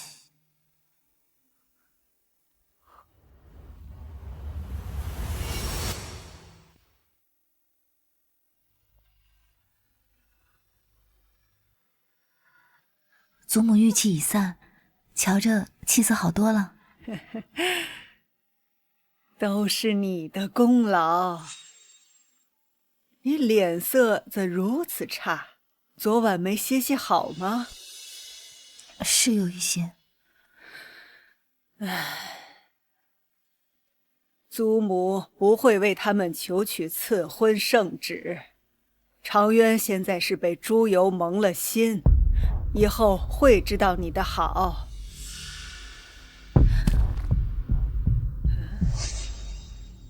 什么东西掉了？昭宁，你……祖母，我身子不适，先回去休息了。等等，恒儿的玉佩，从不离身的贴身之物，怎会在你处？祖母，是我的错，是我骗了你。兄长，他没死。你说什么？恒儿还活着？这是怎么回事？长渊不是说他已经……祖母，兄长他是中毒假死，当时情况紧急，但是因为男女有别，我去为他宽衣诊治，我不得不让婆母将她移至酒窖。我日夜为她施针，如今她已经醒了。好，好，祖母不怪你，不怪你，你做得对。恒儿她现在还在酒窖，是，带我去看她，现在就去。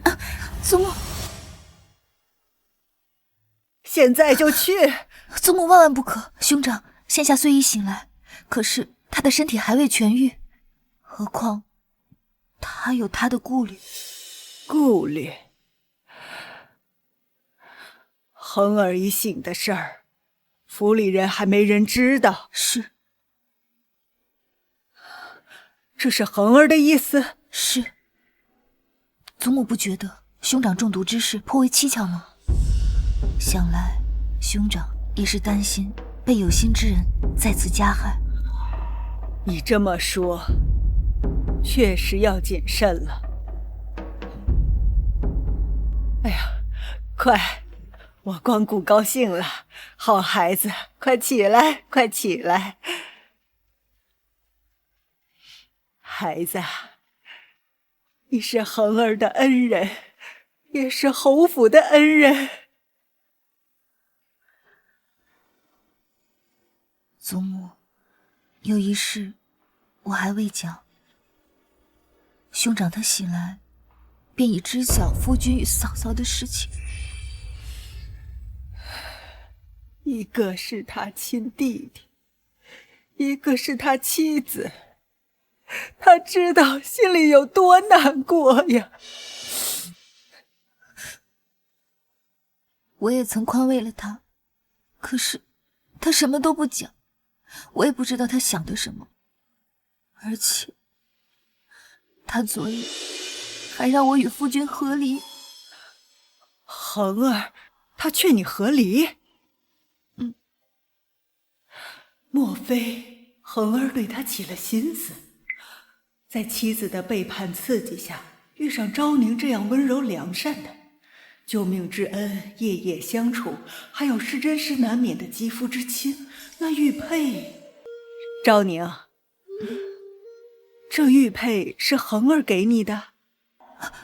祖母误会了，不是，是我从兄长身上偷拽下来的。我今夜便给他还回去。昭宁撒谎了，既偷赚下来，又要还回去，自相矛盾了。恒儿从小就招女孩喜欢，若非她愿意，女子健身都难，何况被拽下贴身玉佩？这玉佩定是恒儿主动解下，赠与她的。昭宁，恒儿劝你和离，你是怎么想的？我虽是商贾之女，也懂从一而终的道理，哪怕他负了你。夫君对嫂嫂的情谊，我一早便知道，但我有什么资格说什么呢？你是正妻，怎么没有资格？我也是与夫君讲过的，可是夫君说我若不同意，他便休了我。荒唐！转房若只是常渊单方面想，是不可能的。连婉晴必然在背后有推动，让你真是可怜。孩子，你觉得恒儿怎么样？兄长经才绝学，若非体弱多病，定能有一番更大的建树。祖母不是问这个，祖母是想问你，愿不愿意改嫁于他？祖母，这哪里使得？莫怕，在祖母面前直言便是。你愿意不愿意恒儿成为你丈夫？祖母不瞒你，皇上欠我一份大人情。林婉晴想改嫁长渊，他们让我求皇上圣旨，我不愿。但是这份人情揣怀，遭人惦记，不如早用，想想皇上的人情，换个惊天动地大愿望，岂不正好？万万没想到，祖母竟然也生着反骨。恒儿命苦，鲜少遇见真心喜爱之人。他现在遇见真心喜爱的女子，祖母岂不是要成全他？祖母问你一句，你可愿意？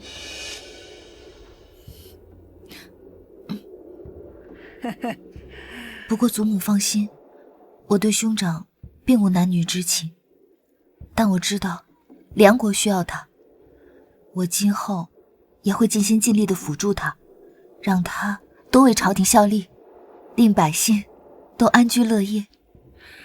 好孩子，有你在恒儿跟前陪伴，祖母就放心了。祖母这就进宫去。哎，祖母还没有问过兄长的意思。你手里的东西还不清楚吗？去得晚了，怕你后悔。李嬷嬷在更衣。相比长渊恬不知耻的让我去求转房圣旨，我更愿意成全恒儿。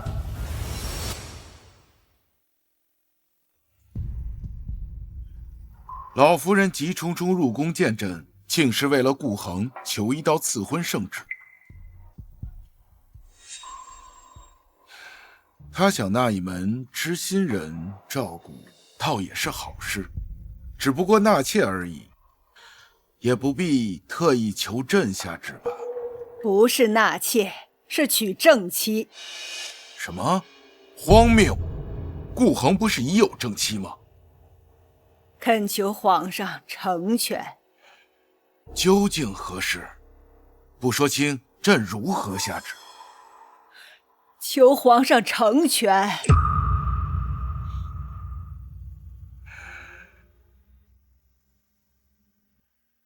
罢了，侯府的家事，朕不过问。只不过你确定你要用朕允你的遗愿用在这件事上？老身想得很清楚。好，来人，拟旨。是。顾恒是国之栋梁，换个妻子而已，又不是要朕的容易，有何不可？对了，顾恒想要娶哪家女子？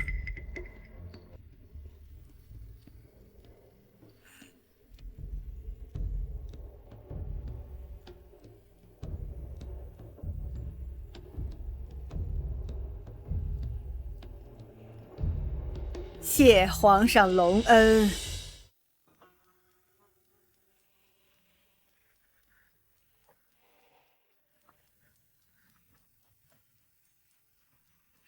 皇上，他顾恒竟要娶一个商贾之女，竟还是他弟媳。朕就说，侯府这老太太怎会用帝王一诺交换一件小事？顾恒向来手里有分寸，居然做出夺嫡妻的事情。皇上，现在若是追老太太的话，应当来得及。住口！朕金口玉言，岂能反悔？罢了，顾恒体弱短命，难得求个女人。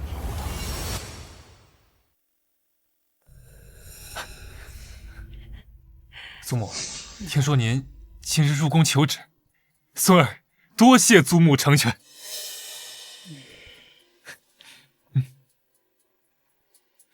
孙儿就知道您最疼孙儿了。祖母，皇上何时下旨？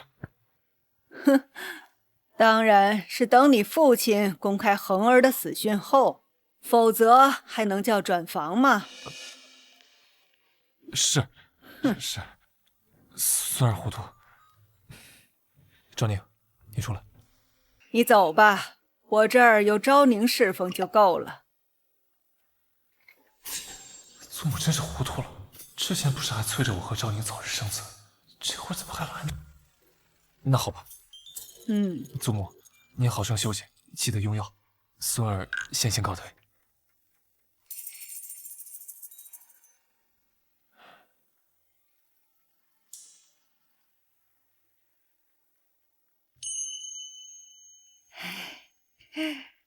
其实呀，圣旨就在祖母手里呢。长渊和你和离后，再寻机拿出来，把你和恒儿的事定下来。还是祖母考虑的周到。你几时和离？可想好了？此事毕竟关系侯府颜面，寿宴之前不可在节外生枝，一切不如等寿宴过后可好？那好，随你。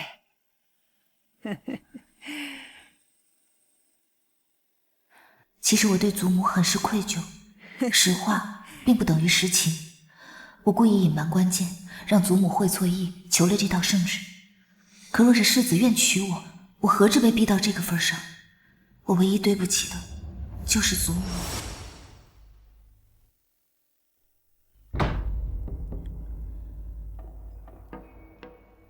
你将这个交给世子，就说物归原主。是。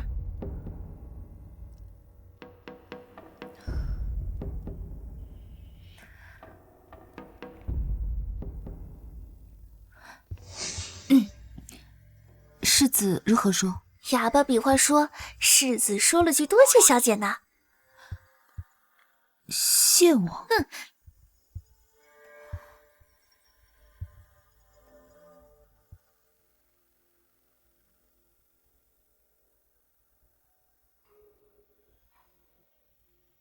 祖母今日入宫了？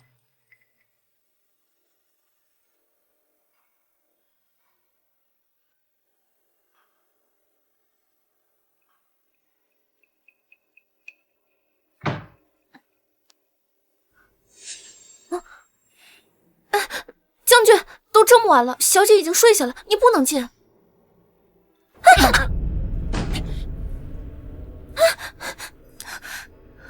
怎么办？老太太先日去府外，和齐寿宫一家小聚，西园只有我和小姐。将军，这么晚了有何事？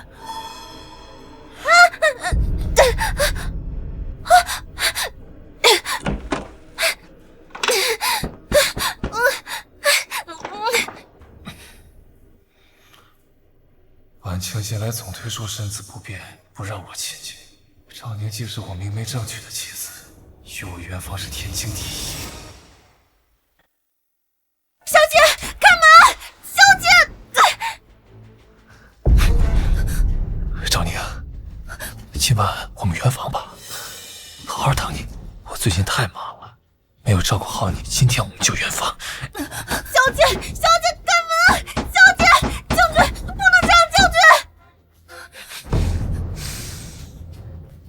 赵宁，你好香啊！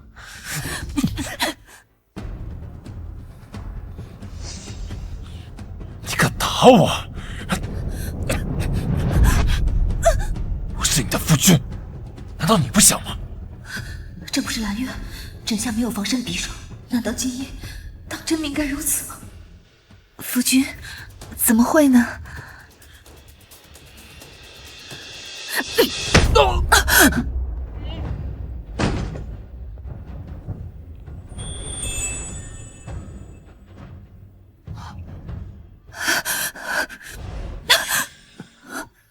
顾恒，陆兆宁，你疯了！陆兆宁，你竟敢！还不打算松手？他晕过去了。谢过兄长。你打算与他和离吗？兄长又想劝我离开侯府吗？既无此打算，那你刚刚为何不愿与他？夫妻之间同房，也是不能勉强的，不是吗？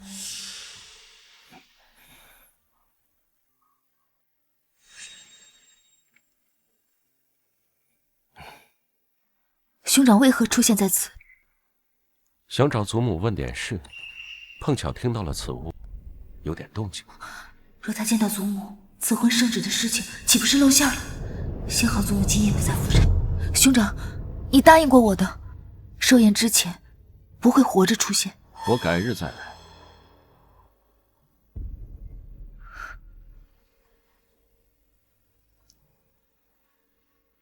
他若是知道真相，定会恨透了我。在我和顾长渊离晚清的恩怨里，世子是最无辜的，可他承受的背叛和伤害却是最多的。小姐，你没事吧？无妨。你方才也在门外吗？奴婢撞不开门，然后世子就突然出现。说来也奇怪，世子体弱，居然一下子就把门踹开了。跟进来时，见顾长渊倒地，世子与小姐抱在一起，我不敢打扰，偷偷又把门给带上了。先赶紧把他弄去兰院吧。是。无耻之徒，下回绝不能再让你靠近小姐。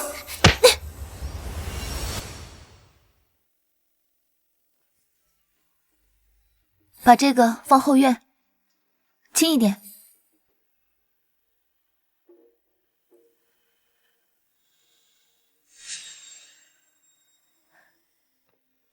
将军，叫什么将军？叫夫君。还有，昨夜怎么回事？什么怎么回事？为何不肯游园吧？你不回兰院，我都来西院找你了，你还有什么不满？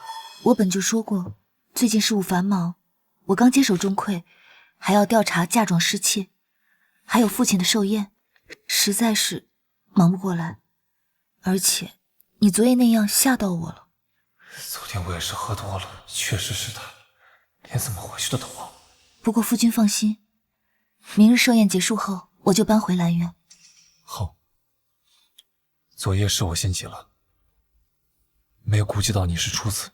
将军，快回军营去吧。好，祖母不在家，晚上我早些回来，陪你用晚膳。种族发情不成？回去待我跟你细说。将军在府外被醉汉纠缠，闹进了官府，一时半刻也无法回来了。我知道。小姐安排的当真结实。赐婚圣旨一事，我还是过意不去，或许可以试着与他开诚布公。我去趟酒窖。世子呢？让开！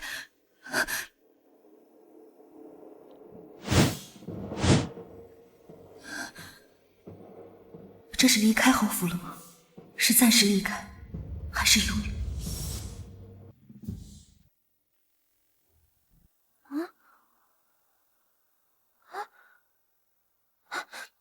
小姐，你怎么了？从刚开始就心神不宁的。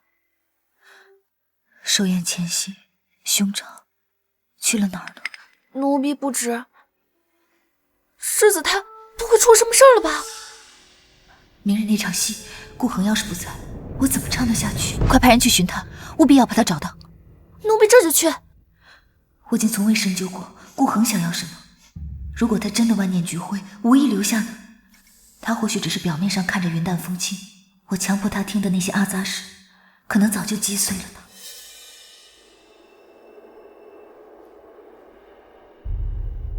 你找我？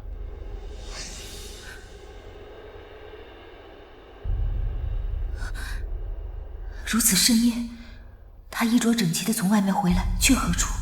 他不怕行踪暴露吗？他因何如此不安？我恨顾长渊利用我，如今我对顾恒又何尝不是利用？我很抱歉，小姐。抱歉什么？没什么，这些日子感谢兄长，我会用余生来报答兄长的。我发誓，只会利用你这一次，欠你的我会还。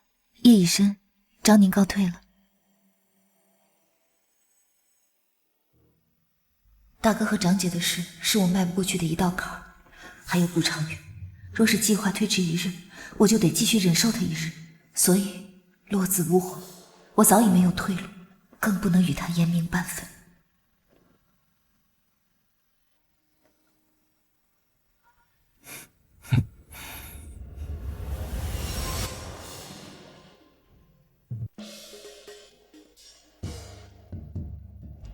里面请。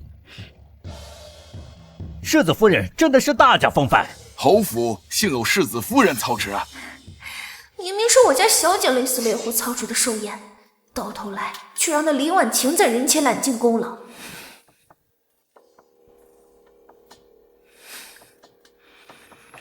今日辛苦了。将军也辛苦，能让林婉晴怀上，你也是劳苦功了。为何又唤我将军？外面人多，今夜就搬回兰苑吧。这些日子，我看到了她的变化，她变得温婉得体，知道该怎么做高门贵妇了。我清楚她的改变，都是为了我。丞相到，这就是丞相。父亲，哎呀，真气派！林相啊，丞相，欢迎欢迎！侯爷盛宴，谁敢不来呀？我倒是佩服你，儿子死了还能笑得出来。请坐，请坐。陆老爷到。亲家公，福如东海，寿比南山呐！七叔公、七叔婆，老太太到。哎呀，哎呀，七叔公，终于来了。哎呀，这不是李大人，别走啊！哎，你欠我那300两的债，何时还我呀？哎呦，这不是陈大人吗？哎呀，令郎的赌债，今日好像到期了呀。犬子做的事，我是一概不知。哎呀，别拘束，你别拘束，错人了。哎，好吃好喝，好吃好喝。今日这个时候，怎好让父亲的病可难堪？欠债还钱，天经地义。怎么不见仲卿啊？哎呦，七叔公，您有所不知，这孩子最近病得厉害，我这次大办寿宴，也是希望给他冲冲喜。哎，您里边请，里边请。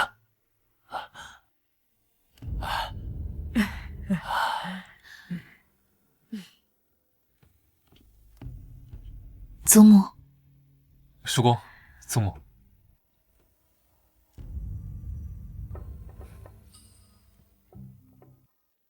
长渊，你可得让你爹和娘早点抱孙子。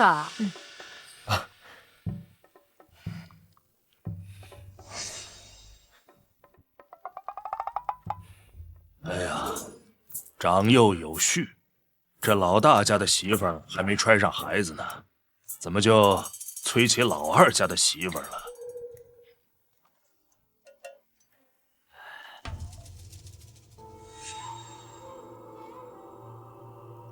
诸位，感谢诸位。不好了，不好了！这谁呀？出什么事了？好了，怎么慌慌张张的？慌什么？世子薨了！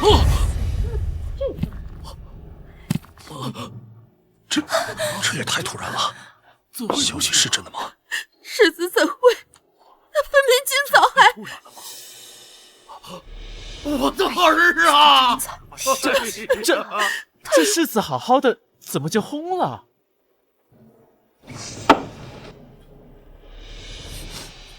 诸位，突发此事，请容许我们先行离开。家兄之事，一会儿定向大家有个交代。嫂嫂，仔细些。暗示。世子真的没了？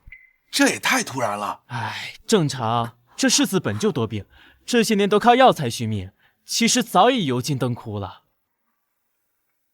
诸位，请府医确认，我恒儿确实红了。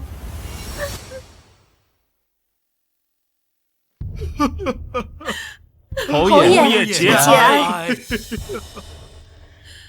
诸位抱歉，今日本是家父寿宴，奈何兄长，还请各位体谅。恒儿真的没了。其实我们早有准备，我恒儿受病痛折磨多年，如今也算是解脱了。老姐姐，你可得挺住。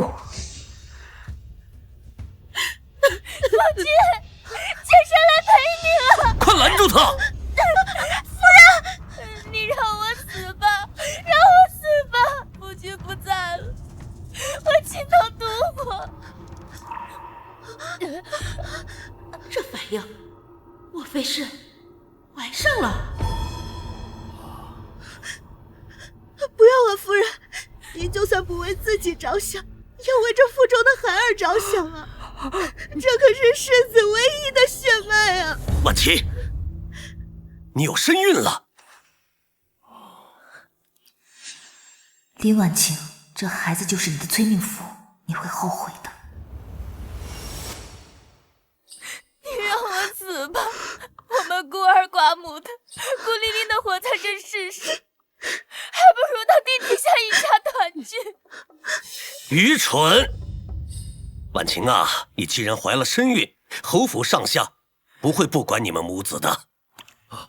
没错，婉晴，从今往后，我侯府绝不会亏欠你半分。不，孩子没有父亲，该有多么的痛苦啊！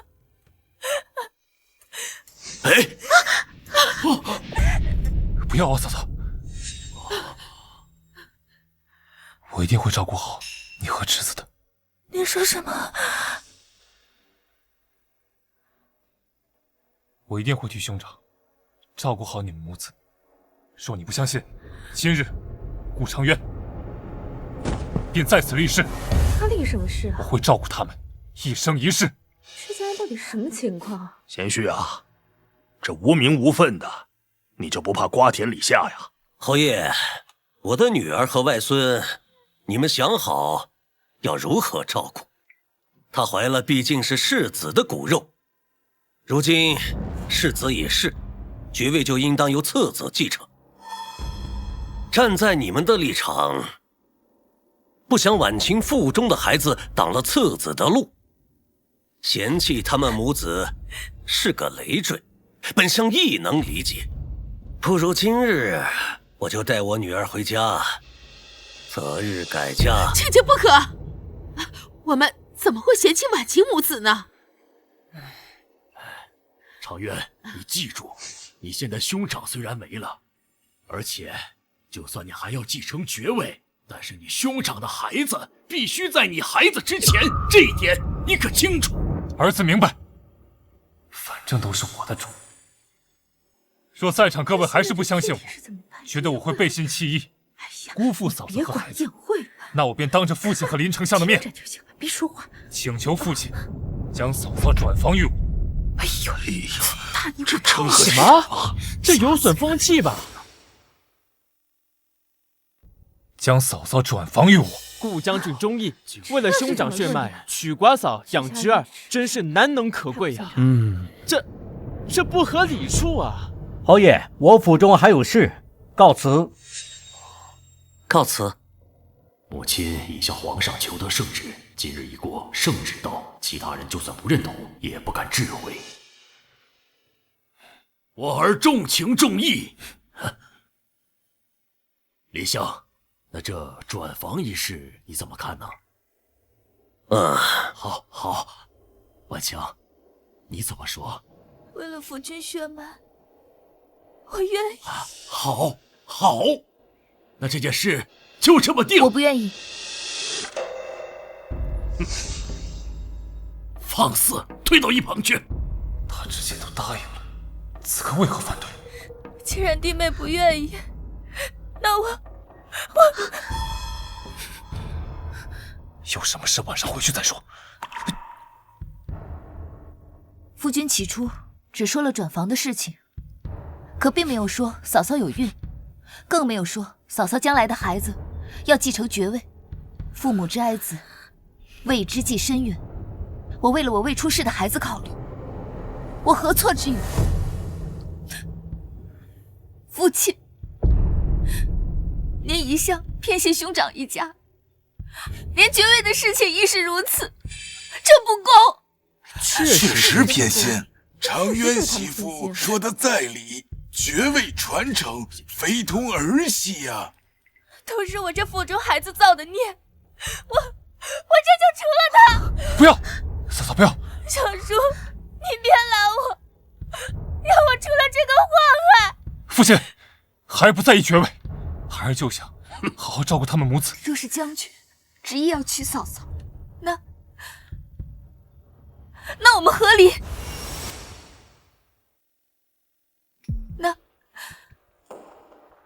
那我们和离。你，陆昭宁，你为何要这样做？他不是挺大度的吗？爵位我也就说说，要是他合我心意，传给他的孩子也不是不行。今日寿宴，先把嫂嫂转房才最重要。你可想好，是要娶嫂嫂，还是与我和离？哼！女儿快起！混账东西！你娶了我女儿，就要好生照看她，你却让她受得如此屈辱。亲家，你怎可是非不分呢？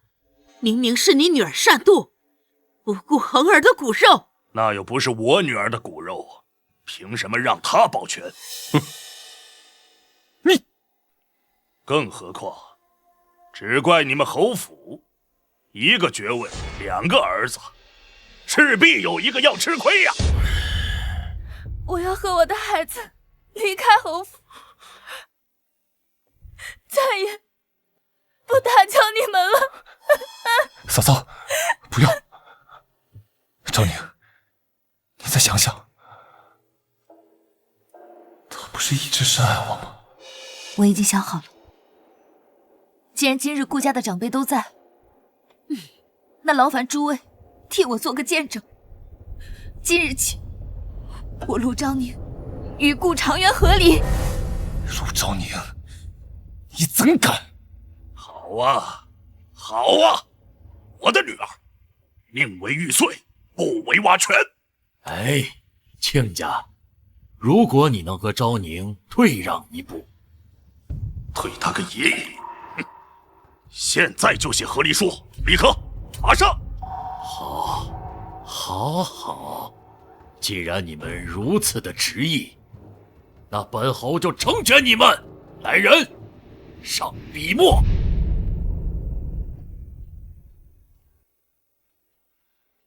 陆昭宁，你真的要和我和离吗？和离之后，你就再也见不到我了。将军，快点写吧。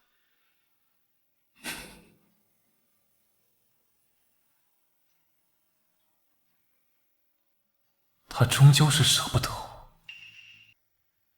拿印泥。是，小姐。陆昭宁，你别后悔。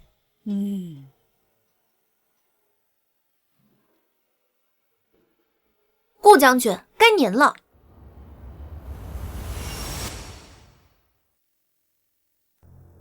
这就是你想要的，我成全你。成了，等我嫁给长渊，照样还是世子夫人。这2年，多谢侯府的照拂。昭宁，你何必这样呢？若是你能容下你嫂嫂，那该多好啊！哼哼，赵府，昭宁嫁入侯府2年，事后公婆打理家事，哪一样做得不周全？她不是不能饶人，是不饶那些骑在头上欺负她的人。昭宁是侯府亏欠你。不错，老嫂子说的在理呀。周宁这孩子不争不抢，我很中意呀。既然他和常渊无缘，我那曾孙子……老头子，你在那胡咧咧什么？今天是什么场合啊？丞相，您堂堂正正，但防不住有些人惯会背信弃义。有些事儿，嘴上说了不算，要过了明路才万全。您说呢？好，既然我已经承诺要让婉晴转房过来，那今日各位长辈就做个见证。来人，上东西。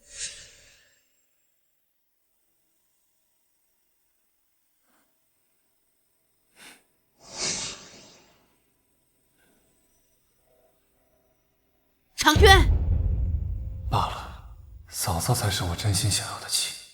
至于陆昭宁，以后大不了再纳她为妾，她一定会回来。可惜了那恒儿啊！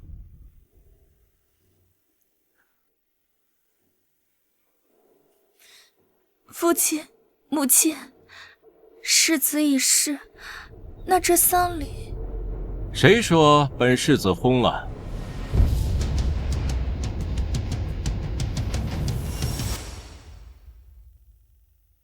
谁说本世子轰了？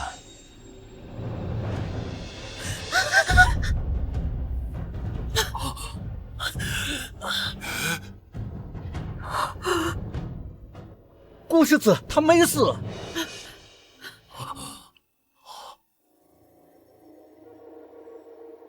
怎么回事？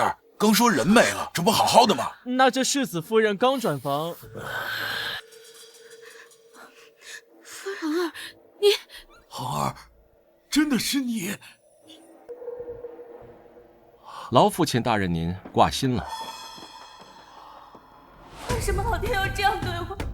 顾长渊虽是一个，世子才是我真正喜欢、可望而不可及的人啊！若不是以为世子死了，我怎么也不会转投顾长渊。夫人已经和二少爷有了首尾，怎么办？完了！父亲，兄长没死，一群蠢货，连人是死是活都没弄清楚，这该如何收场？恒儿，你没事就好，快让大夫瞧瞧。人还没死，妻子就转房给弟弟了，还弄得弟弟夫妻和离，这事闹得也太大了。小姐，世子是不是来早了？原想安排仆从抱他活着，再引出赐婚圣旨，打个措手不及，逼他应下。没成想他自己来了，他想做什么？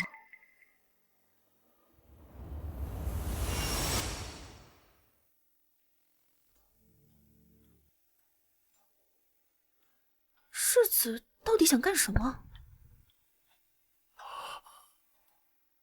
救命之恩，不胜感激。世子无恙就好。作揖礼远重于方才对忠永侯的拱手礼，世子怎会颠倒尊卑？救命之恩，难道是陆氏救了世子？陆昭宁到底做了什么？陆昭宁，真的是你救了世子，你为什么不告诉我们？是谁呢？知道的是我女儿救了世子，不知道的以为她害了人了呢。若是真心救人，为何要隐瞒？之所以隐瞒，一是因为我也不确定世子能否醒来，二是因为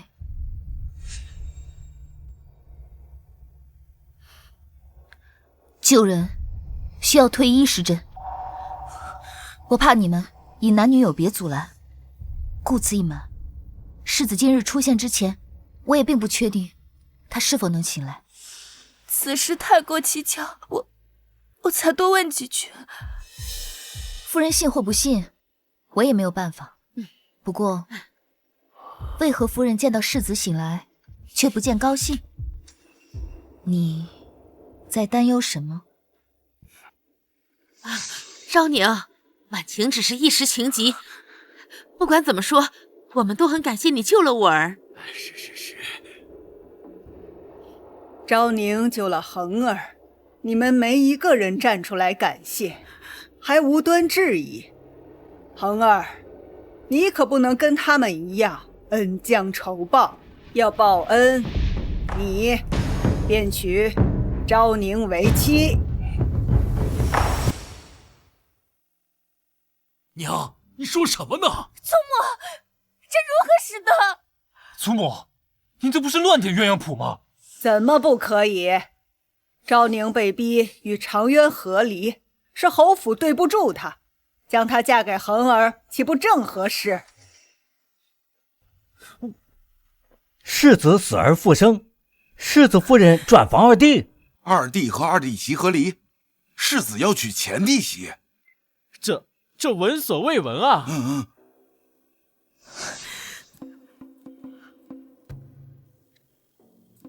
成败在此一举，祖母即将拿出圣旨，他会当众抗旨吗？还是会？既然无话可说，老身我进宫念圣。祖母，他要拒绝。祖母，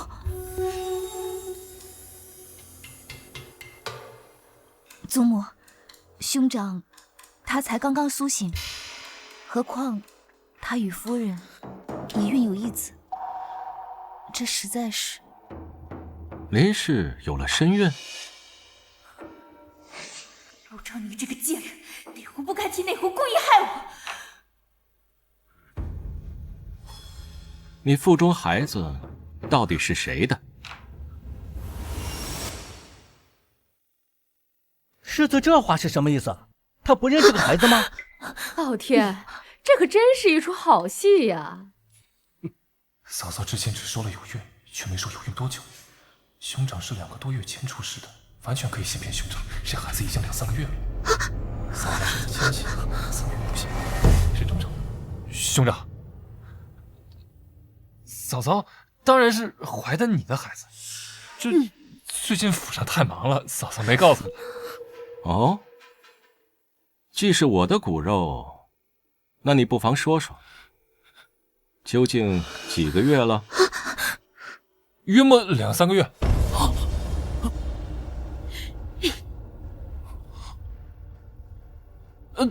我怎么会晓得？恒儿，这到底怎么回事？你在怀疑什么？废物东西，居然留下这么大的把柄！林婉晴似乎很怕顾恒，同样我也怕，毕竟那是他亲弟弟的骨肉，也是侯府的血脉，他或许不忍让他们背负奸夫淫妇的骂名。我本就体弱，漠北一战，更是落下了病根。服药期间不得同房。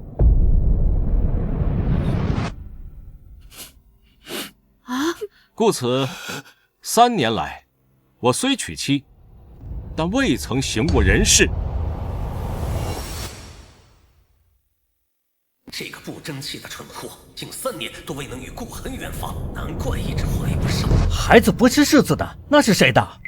堂堂相府千金，竟然做出这种事情！帮帮我，你们不能过河拆桥。若兄长没碰过嫂嫂，那他的第一子就是给了我。这个野种到底是谁的？不是野种，我们是清白的。父亲、母亲、长渊，你们知道的呀，我是清白的。他可别狗急跳墙，暴露侯府丑闻。我身子不济，不想耽误了林氏，故此在当初成婚时就已经写了放弃书。放弃书？那岂不是名存实亡的夫妻吗？林氏，如今你做出此等丑事，我亦有责，恩怨相抵。即日起，你离开侯府吧。林氏私通怀上野种，世子竟不计较。世子大度啊！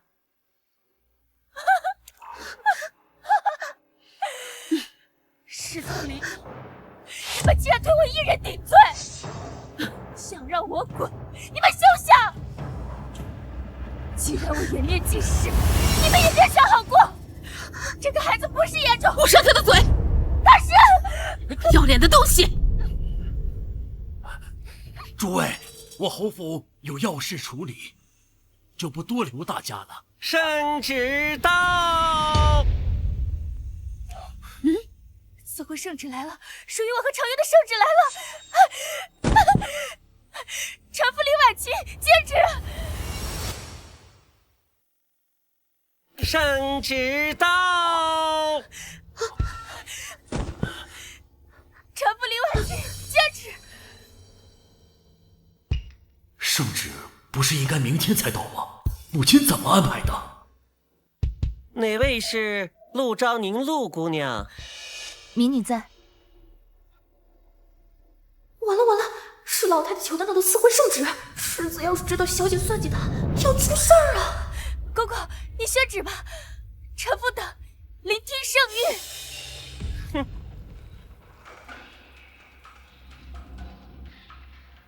奉天承运，皇帝诏曰：陆氏持家有方，贤贞有德，且有救世子之功。今朕特赐婚陆氏，与世子缔结良缘，经此。什么？世子和陆昭宁？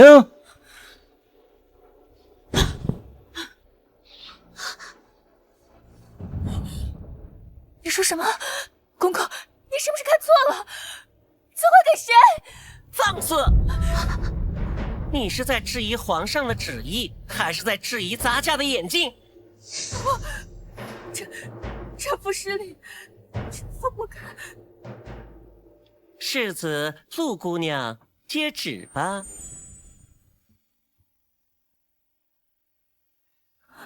叩谢皇上隆恩。民女谢主隆恩。好了，都起来吧。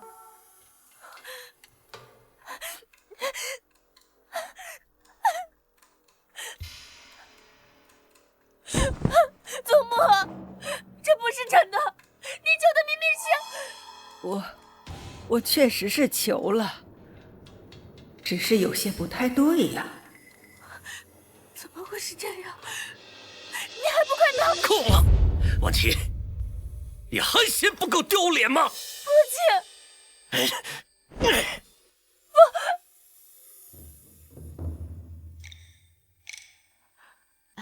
公公，不知皇上是否知晓，这陆昭宁是商贾之女。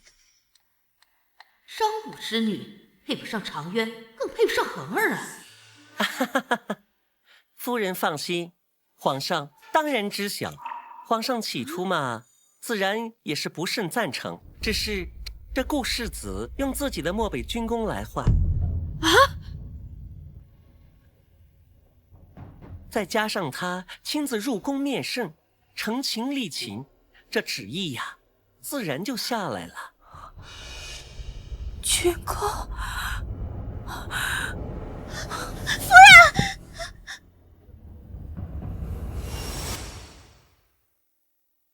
好了，你们继续吧。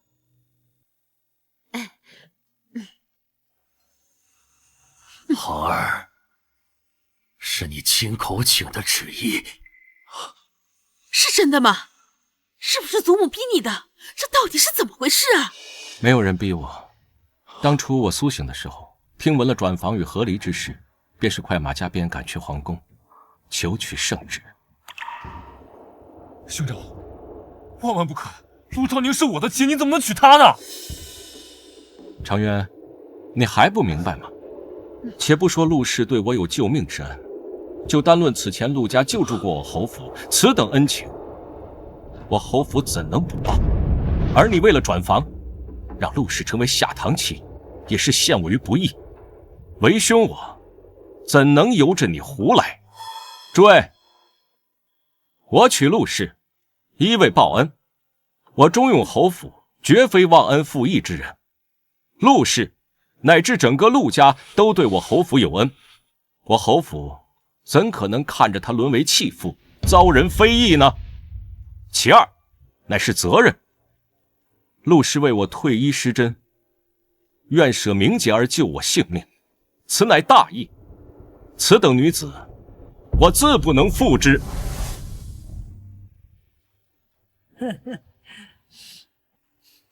哦，恒儿，你处事周到，又有皇上赐婚，齐叔公我没意见。常渊，你这次差一点就酿成大错。哎呀，诸位，本侯的家事需要处理一下，还请诸位先行回去。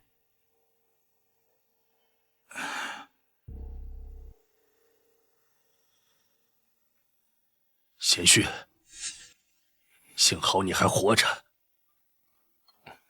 恒儿，你糊涂啊！你怎能娶一个上古之女啊？开朝立国以来，没有一个世子夫人有她这样的身世。母亲，皇上赐婚，岂能不敬？走，扶我回房间。我一刻也不想在这里多待。哼！一会儿去听雨轩，请林小姐立刻离开侯府。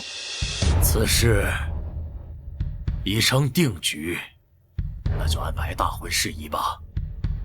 父亲，顾将军，现在啊，都在聊我女儿和世子的事情，你还杵在这儿干嘛呀？啊，林小姐还在那儿躺着呢，你快去扶扶她呀！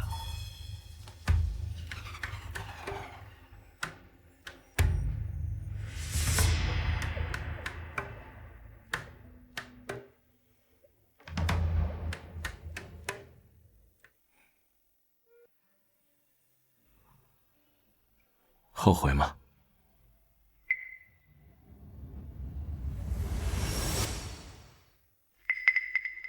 不后悔。2月后是吉日，早日完婚，也去去府里的晦气。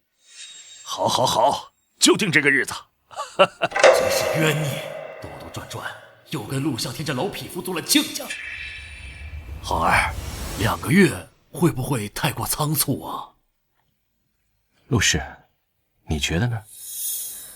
我没有任何异议。那就定这个日子。世子说是，那就是。好，那大婚的事就全交给你来安排。我去看看你娘，母亲，孩儿先退下了。那我就先去外头等着你们吧。恒儿过来，你怎会求旨赐婚？祖母早就……老太太，奴婢推您回西院休息了。也好也好。好险好险！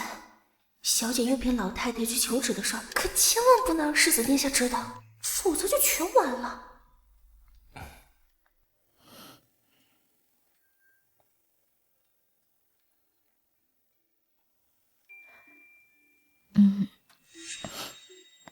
今日之事也着实出乎我的意料，我实在没有想到世子您竟然……你让祖母求旨赐婚，我也挺意外的。兄长，你好奇我如何得知是吗？赐婚，姑卿，你祖母前几日刚用你大伯的战功求过圣旨，朕已准了。你又何必深夜入宫，再求一道？臣恳请陛下收回由祖母所求圣旨。哦，这倒奇了。老太太求的跟你求的有何不同？不都是你跟那陆氏的婚事吗？回陛下，祖母所求是祖母对孙儿的心意，臣今日所求是臣自己的心意。臣愿以漠北一役所有战功，换取陛下重新下旨，为臣与陆氏昭宁赐婚。全部战功，孤恒，你可想清楚了？臣想清楚了。功名于臣而言，不其他重要，望陛下成全。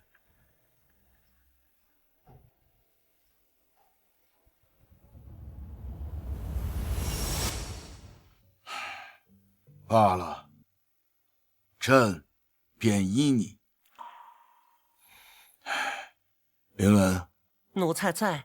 你旨吧，就按照世子的意思，重你一道赐婚圣旨。是。谢陛下隆恩。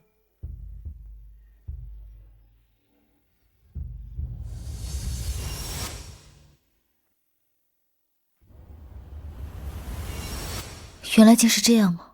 世子既然知道我已央了祖母，就不怪罪我算计你吗？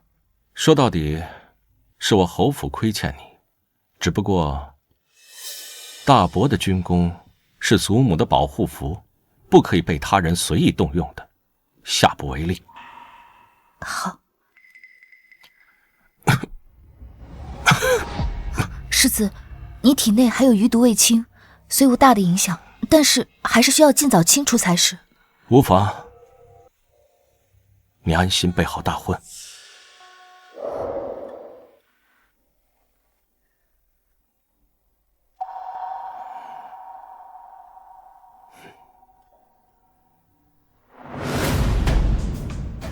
寿宴这事儿总算尘埃落定了。林婉晴声名尽毁，侯府没有她的容身之地。顾长渊闹出转房的笑话，正好给我委屈和离的机会。以后我会是世子夫人，但这一切的前提是顾恒必须活着。他向来谨慎，能对他下毒的必定是他极为亲近信任之人，或许就藏在这侯府的深处。况且这侯府似乎还藏着什么秘密。我若想坐稳世子夫人之位，他不能有失。